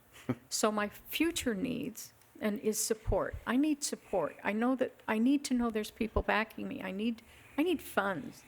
You know, I mean, I just got a check for $30 from Florida, from someone who heard about it on Facebook. I received a check for $300 from Texas, from a longtime resident of Tremont who still gets the Box Elder Journal. I'm getting money in slowly but surely, but it's not enough. I need help. I need help with grants. I need awareness. I need support. Okay. And this is the project. And I think you need to give your information to Chrissy, and if they would like to put this on the ARPA funds when it comes to tourism and such like that we can actually put it on our list of things that we can use ARPA funds for because it's towards tourism. And then I know Brian Carver doesn't want me to have him throw him under the bus, but we do a lot of stuff with the Bear River Heritage area, through Box Elder, Cash, and Rich. Well, not Rich, but up and through Preston. And so, even if you got on the mailing list, the email list of some of the things that happen through the state and the feds and everything else, that would help you out a lot too. So, I think it's a great project. I'm glad that, Corinne's going to try to do what they can to save the building We because are trying. I think it's important. And so now you say I can't marry anybody there anymore because I've done a couple weddings there. The building cannot be open until it meets code. Wow. And so that is our vicious meet code. circle. Okay. As soon as it's going to go back. The city town has spoken, and they want it to go back to what it was. Okay. They want the museum enlarged. They want weddings, funerals. Yeah. One person said they would love to have their funeral of their loved ones there. That'd be awesome. Well, let's start there, and thanks for coming, and we'll see what else we can do. And we've got, some building people here that would love to come out there and give you. Hey, Stan. Yeah. And Are they giving you good looks or bad? I can't. It's always good looks. He's got a smile on his face. I don't know if this is a grant you've already applied for, but I received an email from the State Historical Preservation Society just a few weeks ago for just these kind of buildings. And it has to be a cultural type of a building. Yes. Which we are. I can email you this information if you'd like. That'd be I great. would love that. And then every other year, we do that, we can do that grant if you have a match. Yep. I don't know if this is our year, but maybe next year would be our year, that the county, if we do any improvements on any of our historical buildings, it can be a match for something. And I can get you that information as Okay. well if you'd like. I would welcome anything you have to hand me, any assistance you can help in walking me through things that I'm not familiar with. Okay, Have if you can guys give got me our your email information? address, Oh, then I would. she- Okay. Okay. Okay. Awesome. Okay. Thank you. Thanks for coming. Thanks for coming. Appreciate it. Thanks, Karen. Keep up the good work. We're up to Steve. 1222 is not here. We did it earlier. Okay, so which one are we on? Repealing ordinance 182. Grandma? Yes, Well, this is several years ago, just to give you a little history, several years ago, the county adopted a grandma. You got to put your mic up to you before Keith texts me and Marta throws something at me. Several years ago, There you go. county passed an ordinance to adopt the provisions of grandma, and it mirrored the grandma statute back at the time. Nothing was ever done with it since then. Grandma's changed over the years.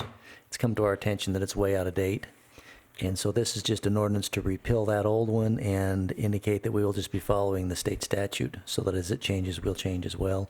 Okay. The one significant change that it does make, Marla becomes the appeals officer, so it's not the county commission anymore. Oh, good. Marla's the one that gets to do that. I'll make that motion. Man, that was quick. So that's Sorry, what Marla. this is. Okay. This was also on the appeal. This would put us in line where it goes down to the state. Yeah, what happens is the decision's made, then Marla reviews that, then it goes to the state after that. Okay. Okay. Very good. Yeah, I would make a motion that we approve resolution 21-11 repealing ordinance 182 regarding grandma. Second? I got a motion by Commissioner Scott and a second by Commissioner Hatfield. All in favor? Aye. And you're up again for indigent burial. Yes, this is a follow-up. As you recall, we revised our indigent burial, but we wanted to get some pricing, and so we've done that, and this is just a resolution establishing the pricing.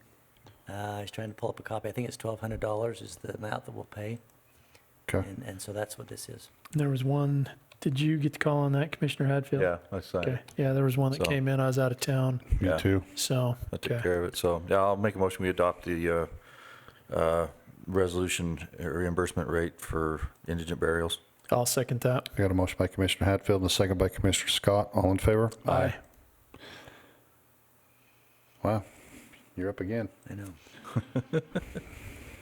This is some revisions that have been made to to allow us to do something when there's obstructions in the way for snowplows on county roads and in county parking lots. Annie worked with the roads department and also with Cody on this one, and I think everybody's okay with what the way it reads now. So that's what this one is. And basically, we didn't have one, right? And there was no way to, would this include everything that's going on, like at the fairgrounds and stuff? We're working with that other. That's a different issue. Okay. So this will strictly be county roads. County roads and parking lots for snow removal. And basically, do you remember the provisions, Cody? It's October through, Yeah, the winter months, after a snowstorm, 48 hours. Okay. They have to. When you're doing the other one, keep in mind that they use the county parking lot for snow dumping, and then they complain because we can't have runoff into anywhere else. So when we're going to make that resolution, we need to make sure Tremont and the surrounding areas realize that they use us basically without permission. You know what I'm talking about? Fairgrounds, will they, yes. Okay. All right. That one is going to take some time. Steve, Because I know the sheriff was talking about that one too, so we can do some ejection of some of the people that are infringing on those properties. Okay, I entertain a motion. So 542. I'd make a motion that we approve ordinance 542 that repeals ordinance 284 for obstructions to snowplows. Second. Got a motion by Commissioner Scott and a second by Commissioner Hatfield. All in favor? Aye. Okay. Scott, Lyons. Sorry, all you solar people.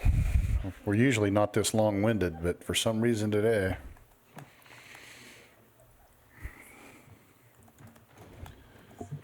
And the 1232 has been taken off the Beckham Edge, so. That'll catch us up by 2 minutes. Yep. Yeah. All right, first one I have is the Stimson Subdivision. This is a one-lot subdivision in the Bothwell area, west of Bothwell, on Fouse Valley Road. It's located at 12,213 West Fouse Valley Road. It's 1.5 acres in size, and it has been reviewed and recommended for approval by all applicable county departments. Okay, I'd entertain a motion. I'll make a motion we approve the Stimson subdivision. I will second that. Got a motion by Commissioner Hatfield and a second by Commissioner Scott. All in favor? Aye.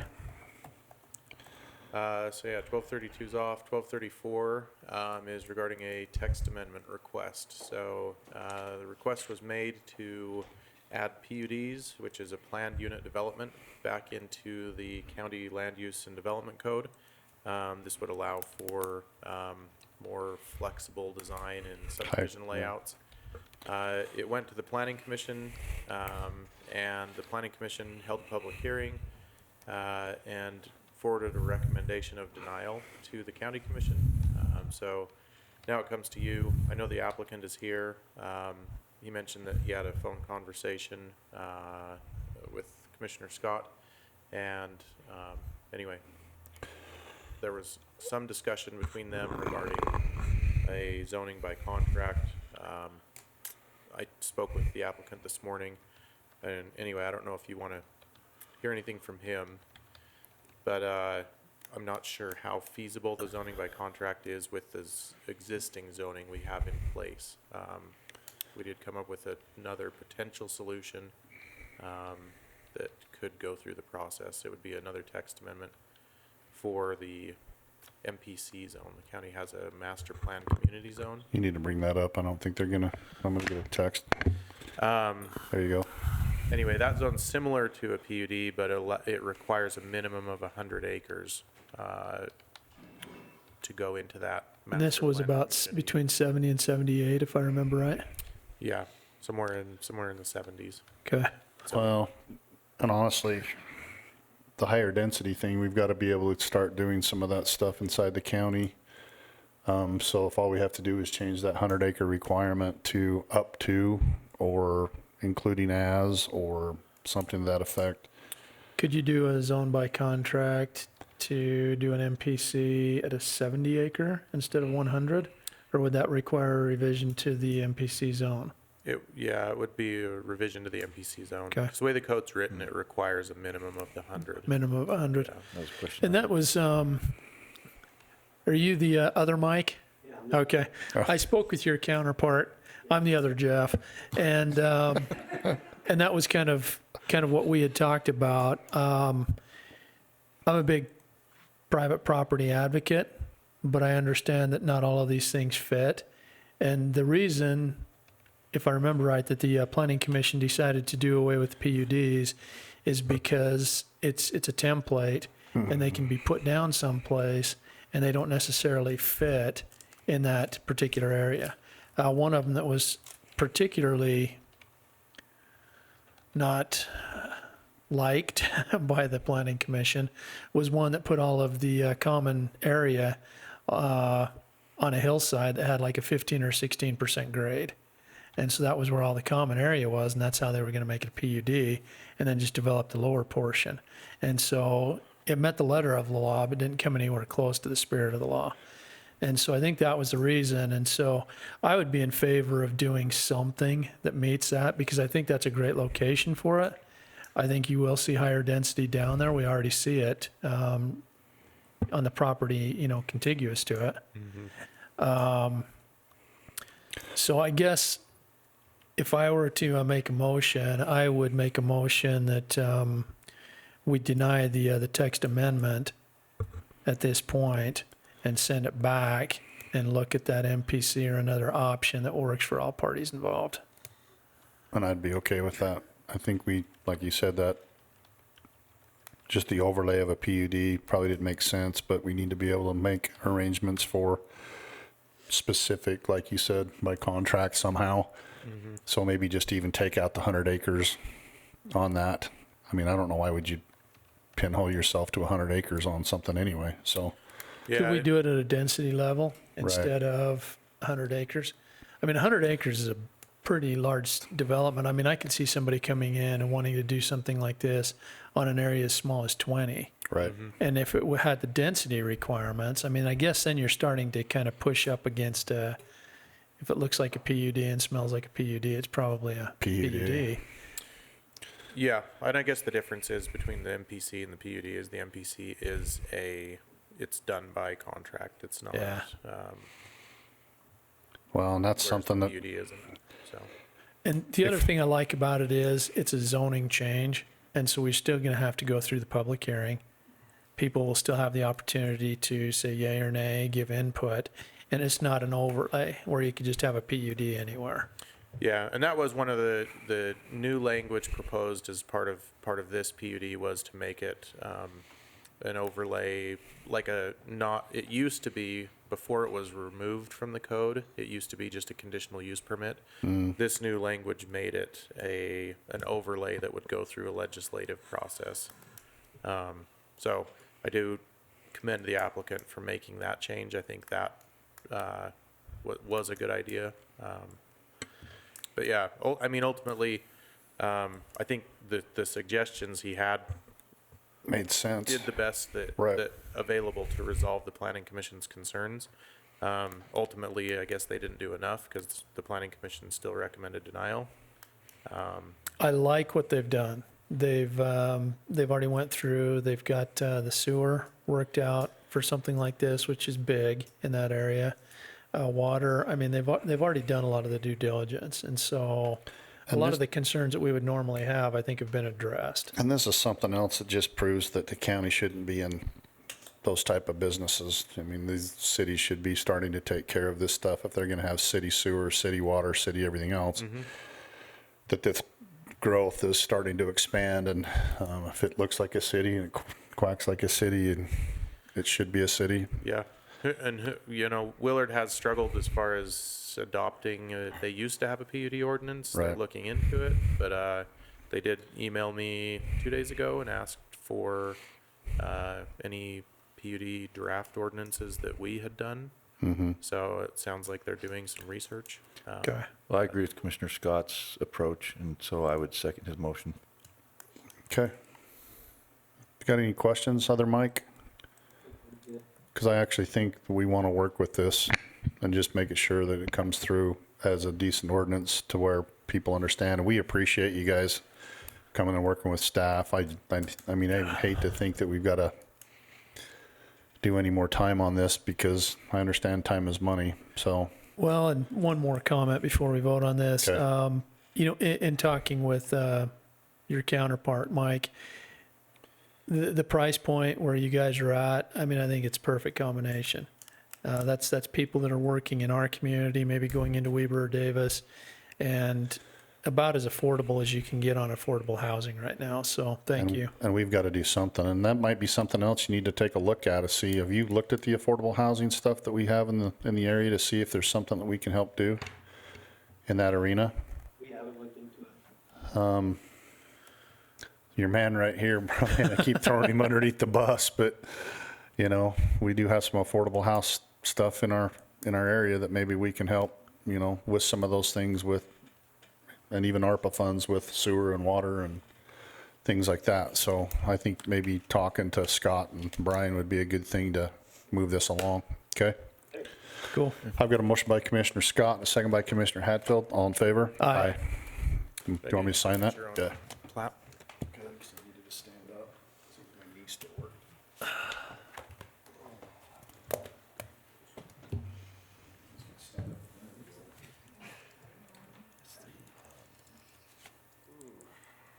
Where am I at on this one? Chairman, I see clerk, I didn't see chairman.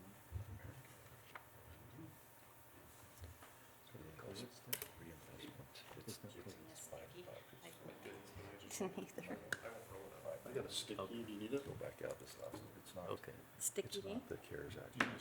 No? Okay, thank you.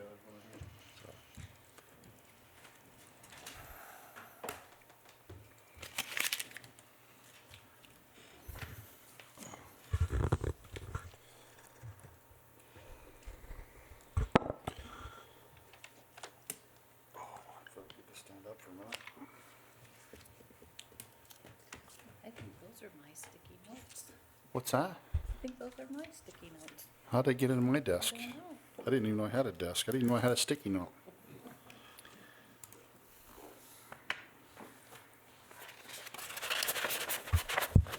Okay, Brian, I think you're up.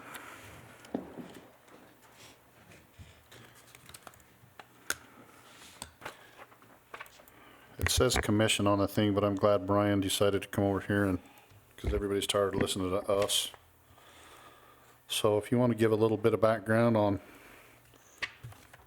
what's going on here Sure, thank for our you. resolution. Yeah, thank you. Is this close enough? Can you? Yeah, just say Brian Carver from Bragg. Yep, I am Brian Carver from Bear River Association of Governments. As Commissioner Summers mentioned, the state of Utah has made a grant available to local telecommunications providers for the purpose of expanding high-speed internet access into rural communities. And I've been working with Beehive Broadband, as well as a couple of other telecom providers about the possibility of applying for this grant for the purpose of expanding services in unincorporated Box Elder County. And the grant, one of the grant requirements is that any local government that will receive services, well, not the government, but any government, local government jurisdiction where residents and businesses will be receiving improvemements through the grant proposal. The local jurisdiction is asked to provide a resolution of support to the grant application. Beehive Broadband is asking for this resolution for their application. Your support for this resolution does not preclude any other telecommunications provider for applying for the grant. It does not encumber the county with any fiscal responsibility for the project. It's simply a recognition to the state that the conversation has been had at your level that applications are being made and that this would provide improved service. And just to be clear, we found out about this the second I emailed it to these guys, and thanks to our staff to be able to get it put on. If not, we'd have probably had to have a special meeting. So Yeah, I do apologize for the short notice. The state gave us a real quick turnaround on these applications, and the requirement for having a public resolution caught a lot of applicants by surprise. Can I just ask, I haven't had a chance to look at the resolution really closely, don't have that many hands, I tried, but I glanced at it, but one thing that's confusing me is we're making a resolution on behalf of Bothwell and Thatcher, Well, it's the next two but I'm not unincorporated sure how the areas. county commission can, see, what it says is, be resolved that the communities of Bothwell and Thatcher support the efforts. Well, And we're the one making the resolution, I'm not sure how that works. can we just say unincorporated Box Elder? Yeah, or Box Elder County on I'm not- behalf of the unincorporated communities, Yeah. because as those I'm not sure communities where don't this have their came own. from, who put it together, I sent a draft to Chrissy. and she sent it to me yesterday afternoon. Yeah, Okay. probably 4 o'clock. Yeah. So I think we can just change that to unincorporated. Could we just do that, unincorporated communities in the area of? Northwest Box Elder County, because I mean, it's kind of like, Kind of where they would start. Yeah, I guess so. It's just confusing because we're the commission saying that Bothwell well, and Thatcher support, and that, that's where they're just actually working towards this area, but we could just do unincorporated. I listed those two areas because they're the target areas of this particular grant with Beehive, and the county commission is the legislative body for those communities as they are not incorporated into their own jurisdictions. So any resolution would have to come from a county level, but so I suppose if we say support development in the area of these communities or something. There you go. Yeah. Yeah. Okay. Do you still want us to do pending your review with the rest of it? Probably, and what's your timeframe? When do you need this? we need Yesterday. this back by November 1st. So we still Sorry. got 10 days. Yeah. We just won't have another meeting until it was November 3rd. Yeah, we just didn't want to have to ask and Do a special Do an meeting. emergency It needs to meeting be- to needs to be in writing. Is that what you submit the Right. resolution? Yes, needs to be in please. writing? Yeah. Okay. So I'd say just adopt it subject to. Okay. Final review. All right, I'd make a motion, we approve the resolution 21-13, adopting the verbiage change on the area for Bothwell and Thatcher. Pending, and pending Steve's final approval. Now, is this a format that somebody is, we're supposed to follow? This is what Brian sent to me. Is it a format? I mean, if there's some things in there that, no, this was strictly example language. You're welcome to modify it to okay, fit okay. your. There's just a few things that probably could be a little more clear. so you thought I wrote it? No, didn't say that at all. No, it was me. It was my fault. Nobody's at fault. I was just trying to follow it. Didn't know if this is something that came down from the Well, state. we had talked about letters of support, but they're just like going, why would we put in for the grant if we didn't support it, you know? And going through Beehive where they've done Grass Creek, Park Valley, Snowville, Howell, they're just kind of coming back in towards the northwest communities, so. And anyway, okay. Yeah, no, can I, the way you've sent it to me, I can just change it right on this? Okay. Okay. Okay, I would second the motion. I've got a motion by Commissioner Hatfield and a second by Commissioner Scott. All in favor? Aye. Thanks, Brian. Thank you, gentlemen. Okay. Thank you, Brian. We'll get it to you as soon as we can. Okay, thanks. Have a great week. Okay, I'm going to take a recess and open up our RDA. Hey, you'll have to give me just a minute on that one. 58, 57, 56, 55. Speak slower. I'm going to run out of I think fingers it at keeps 40. wanting to We're in lift off trouble. my mouth here. Please don't leave. This is the longest commission I think I've ever been a part of. I think we had a longer one. Y'all got through it without a bathroom. Man, we might have to have a bathroom break. It's not signed yet. That monster. Well, we'll see what Liz has to say. And then I'll email it. Okay, awesome. Sorry, this takes just a. You're fun. We're just changing. Takes my brain to remember what we have to do on this new one. Never mind. I won't. Tell me after. You can come up if you want to come talk to us. That would be great while she's changing the tape.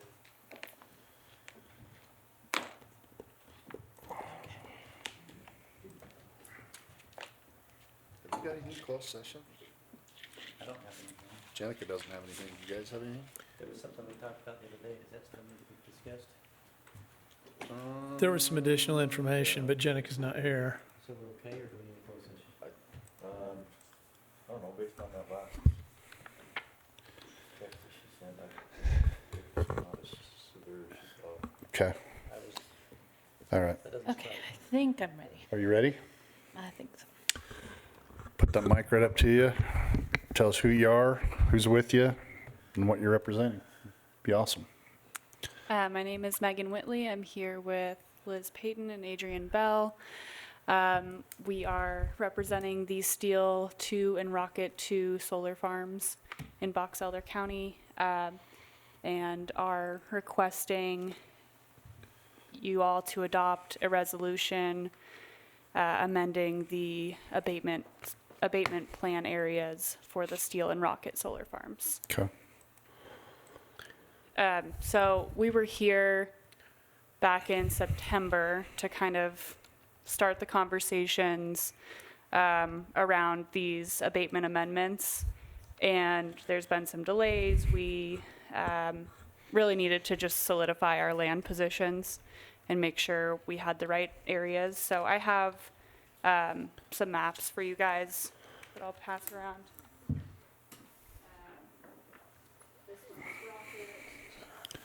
You need to give one to Marla. I might have them, Well, I think she sent them to you this morning. Okay. but I do need to know which one's which.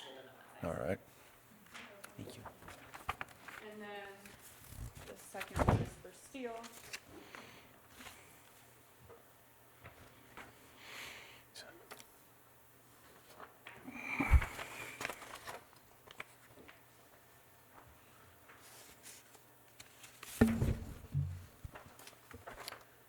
So in these maps, you can see, I believe it's the yellow boxes around the parcels are the original parcels that were included in our abatement areas for each project. So what we're looking to do here is, since we have expansions to these projects, just looking to amend the current abatement areas to include this additional land. Hopefully it's a little bit easier of a process to go this route rather than creating a separate abatement for each project. So the parcels outlined in red are the parcels that we are looking to add to the abatement areas. So that's just kind of for your reference there as to what we'll be adding. For Rocket, really all we'll be doing there's a potential we build on that sliver of land there that Northrop owns, but there's also potential that it's just an easement, so it would just be an administrative addition there, make it a little bit easier for you guys to not have to assess that separately. So in these parts with Rocket, I thought it was just going to be the stuff that was extended for the battery storage or such, but now you're on the opposite side of the road. Yep, that's correct. So we have a separate solar project there that's on the south side of Golden Spike Drive. And that'll be a 45 megawatt project down there, which will have battery storage as well. You need to come up here. Sorry, Liz. So the southern parcels were included in That's what I the was gonna say. initial plan Right. area. Okay. So what we wanted to do here is there's that small sliver of land that I think initially was contemplated for some kind of utility corridor that doesn't have any facilities in it. So in order to make the project layout a little bit more efficient, we are in a conversation with ATK, Northrop Grumman, about getting either an easement or a lease on that property so that it's not kind of cut out of the layout. I think the full acreage of that is like 5 acres, not even. So the purpose of that is if we have facilities going through that area, whether it's just collection lines or if we end up extending our strings of arrays for a more efficient layout, we think it would be perhaps not the best use of the county's time to have to assess 5 acres outside of that plan area at a different tax rate, because I personally don't want to do that math. If you all would like to, that's totally fine, but I think this at least just unifies that project area, but the actual change is just adding those 5 acres because the other parcels are already included in the plan area. Okay. The battery storage is going to be AC coupled. So what that means is that it plugs into the project substation. It doesn't plug into the individual project inverters. So the battery storage is going to be going on the Adams land in the kind of Rocket 1 area. So we don't need anything additional there. And then it's just going to plug in there and then be able to provide services to the grid along with shifting when those megawatt hours are provided to the Rocky Mountain Power System. And like you said, then the Project Steel, that's so the opposite side of the freeway. I don't think we even talked about the opposite side. Okay, that was my concern. I'm assuming that those two projects are connected. Yep, so they're going to interconnect at the same location, which is going to be on the west side, south of 208 North. So same project substation, same location of that new Rocky Mountain Power substation. So the full project capacity is going to be 147 megawatts. That's going to include some lands on the eastern side of the road as well as some additional lands on the western side of the road, north and south of 208 North. So that one, I think the way that we were always viewing the two projects is Rocket largely is done and is more of an administrative change. Steel is contemplating new lands in order for that expansion to be accommodated. Okay. So we're estimating, if you guys adopt the resolution today, that we will have a schedule of roughly late February, early March in terms of finalizing all of the documents and working with all of the entities for the interlocal agreements. We've been in touch with UAC for their help with getting the resolutions approved and as well as the cost reimbursement agreements. So I think Stephen has all of those. And then how soon do you think you're going to start? I know you're breaking ground on some of them in Tooele, but how soon do you think you'll start on Rocket? So we've got early stage site prep going on at Rocket 1 right now. Okay. So survey, we've been working with both Northrop as well as the Blue Creek Irrigation District on construction water, roads, putting the fence up. We have, I believe that we have racking arriving in November, so we just need to have the ground ready for that. So the only other question I had was probably what Jeff Scott's going to ask you. So with the expansion, what is that going to do to the tax base? So this is a new incremental investment on the initial Steel 1 and Rocket 1 projects. So the investment in the county is going to go up. Our request is that we keep the incentive amounts the same, but the net amounts that all of those interlocal agencies, including the county, are going to receive will be increased. And I think, do we have those numbers on hand? So your increment would stay the same and everybody else's would too. So it'd basically just be an incremental increase for everybody involved. That's correct, yeah. Okay. I knew that was what you were going to ask. Actually, I had two more questions. Oh, okay. It looks like it's about 5 acres, like you mentioned, on Rocket. On Steel, just guesstimating about 60 to 75 acres. I think it's actually going to be more than that. Looks like 140-ish. Yeah, because on the eastern side of the highway, that accommodates quite a bit of the initial 67 megawatts. Okay. The position that we're in right now is Steel 2 has a signed large generator interconnection agreement for 67 megawatts. We have had additional landowner interest. And frankly, I think at this point, the relationship that we have with the county makes us want to stay and do more. So we are contemplating acreage on both sides of the road to optimize that project design. I think realistically, we will have land left over for an additional phase. The benefit to that, alongside the additional tax increment that comes in, is we have the ability to keep construction crews here and extend the amount of time that those jobs are staying in the county, because we've got folks who will start on Rocket 1, they'll move over to Steel 1. By the time Steel 1 is done, hopefully they're coming back and doing Rocket 2, kind of end of 22, early 23 timeframe, and then either in parallel to that or on some similar schedule are doing Steel 2. So the longer we can keep folks here, the longer we can extend the length of those construction jobs.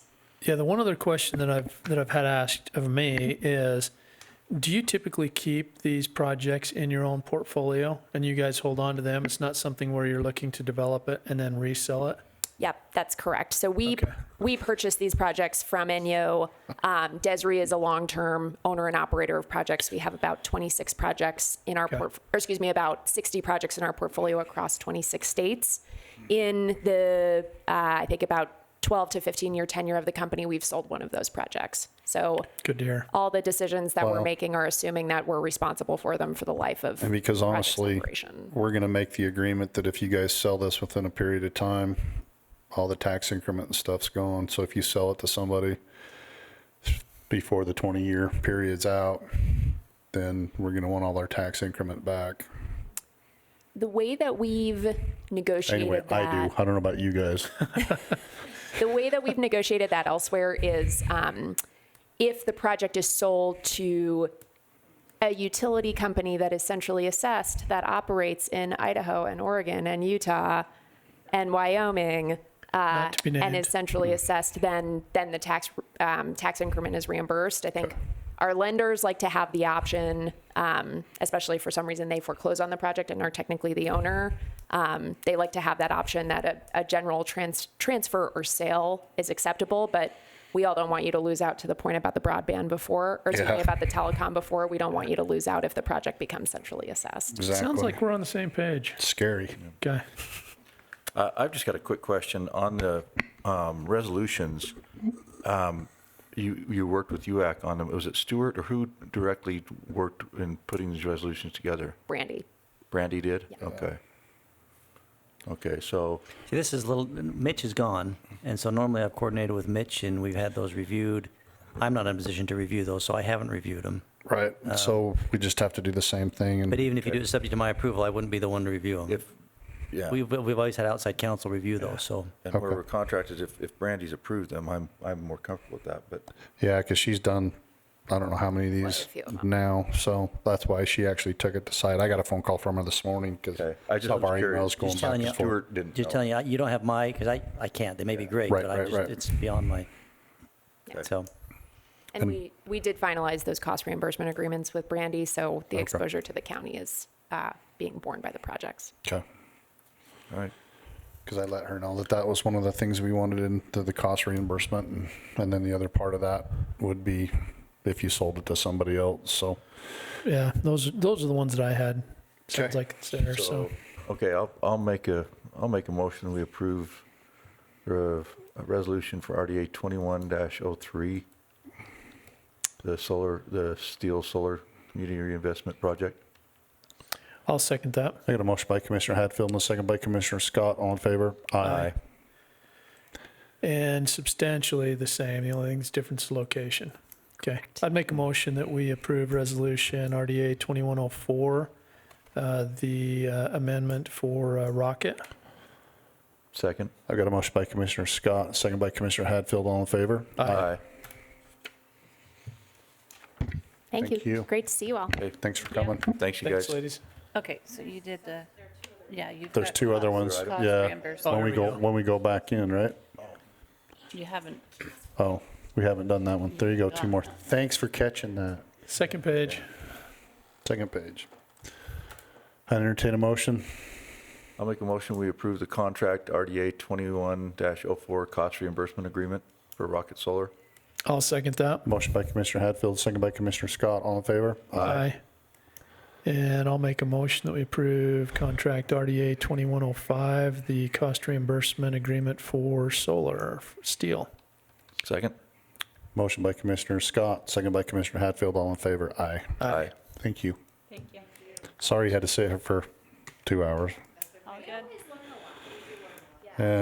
You learn Some things you can never unhear. Yeah, also, for what it's worth, the folks who spoke from Intermountain Healthcare, their point about clean air, they actually just signed a power purchase agreement with Desiree. Oh. It could be that. There you go. Could be that part of it. That's There you awesome. go. That's how they're doing it. That's awesome. Thanks, you guys. Thank you. Have a safe drive back. How long you staying? We'll be here till tomorrow. We're having breakfast with the school district tomorrow. Okay. All right, thank you. Thanks. I make a motion, we adjourn our RDA meeting. Second. Got a motion by Commissioner Hatfield and a second by Commissioner Scott. All in favor? Aye. You need a minute? She's not listening to me. I am listening. Okay, and it takes a little longer than just the old way.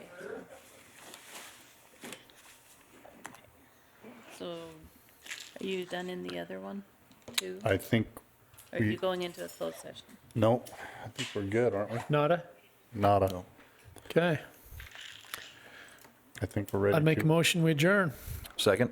Motion by Commissioner Scott, second by Commissioner Hatfield. All in favor? Aye.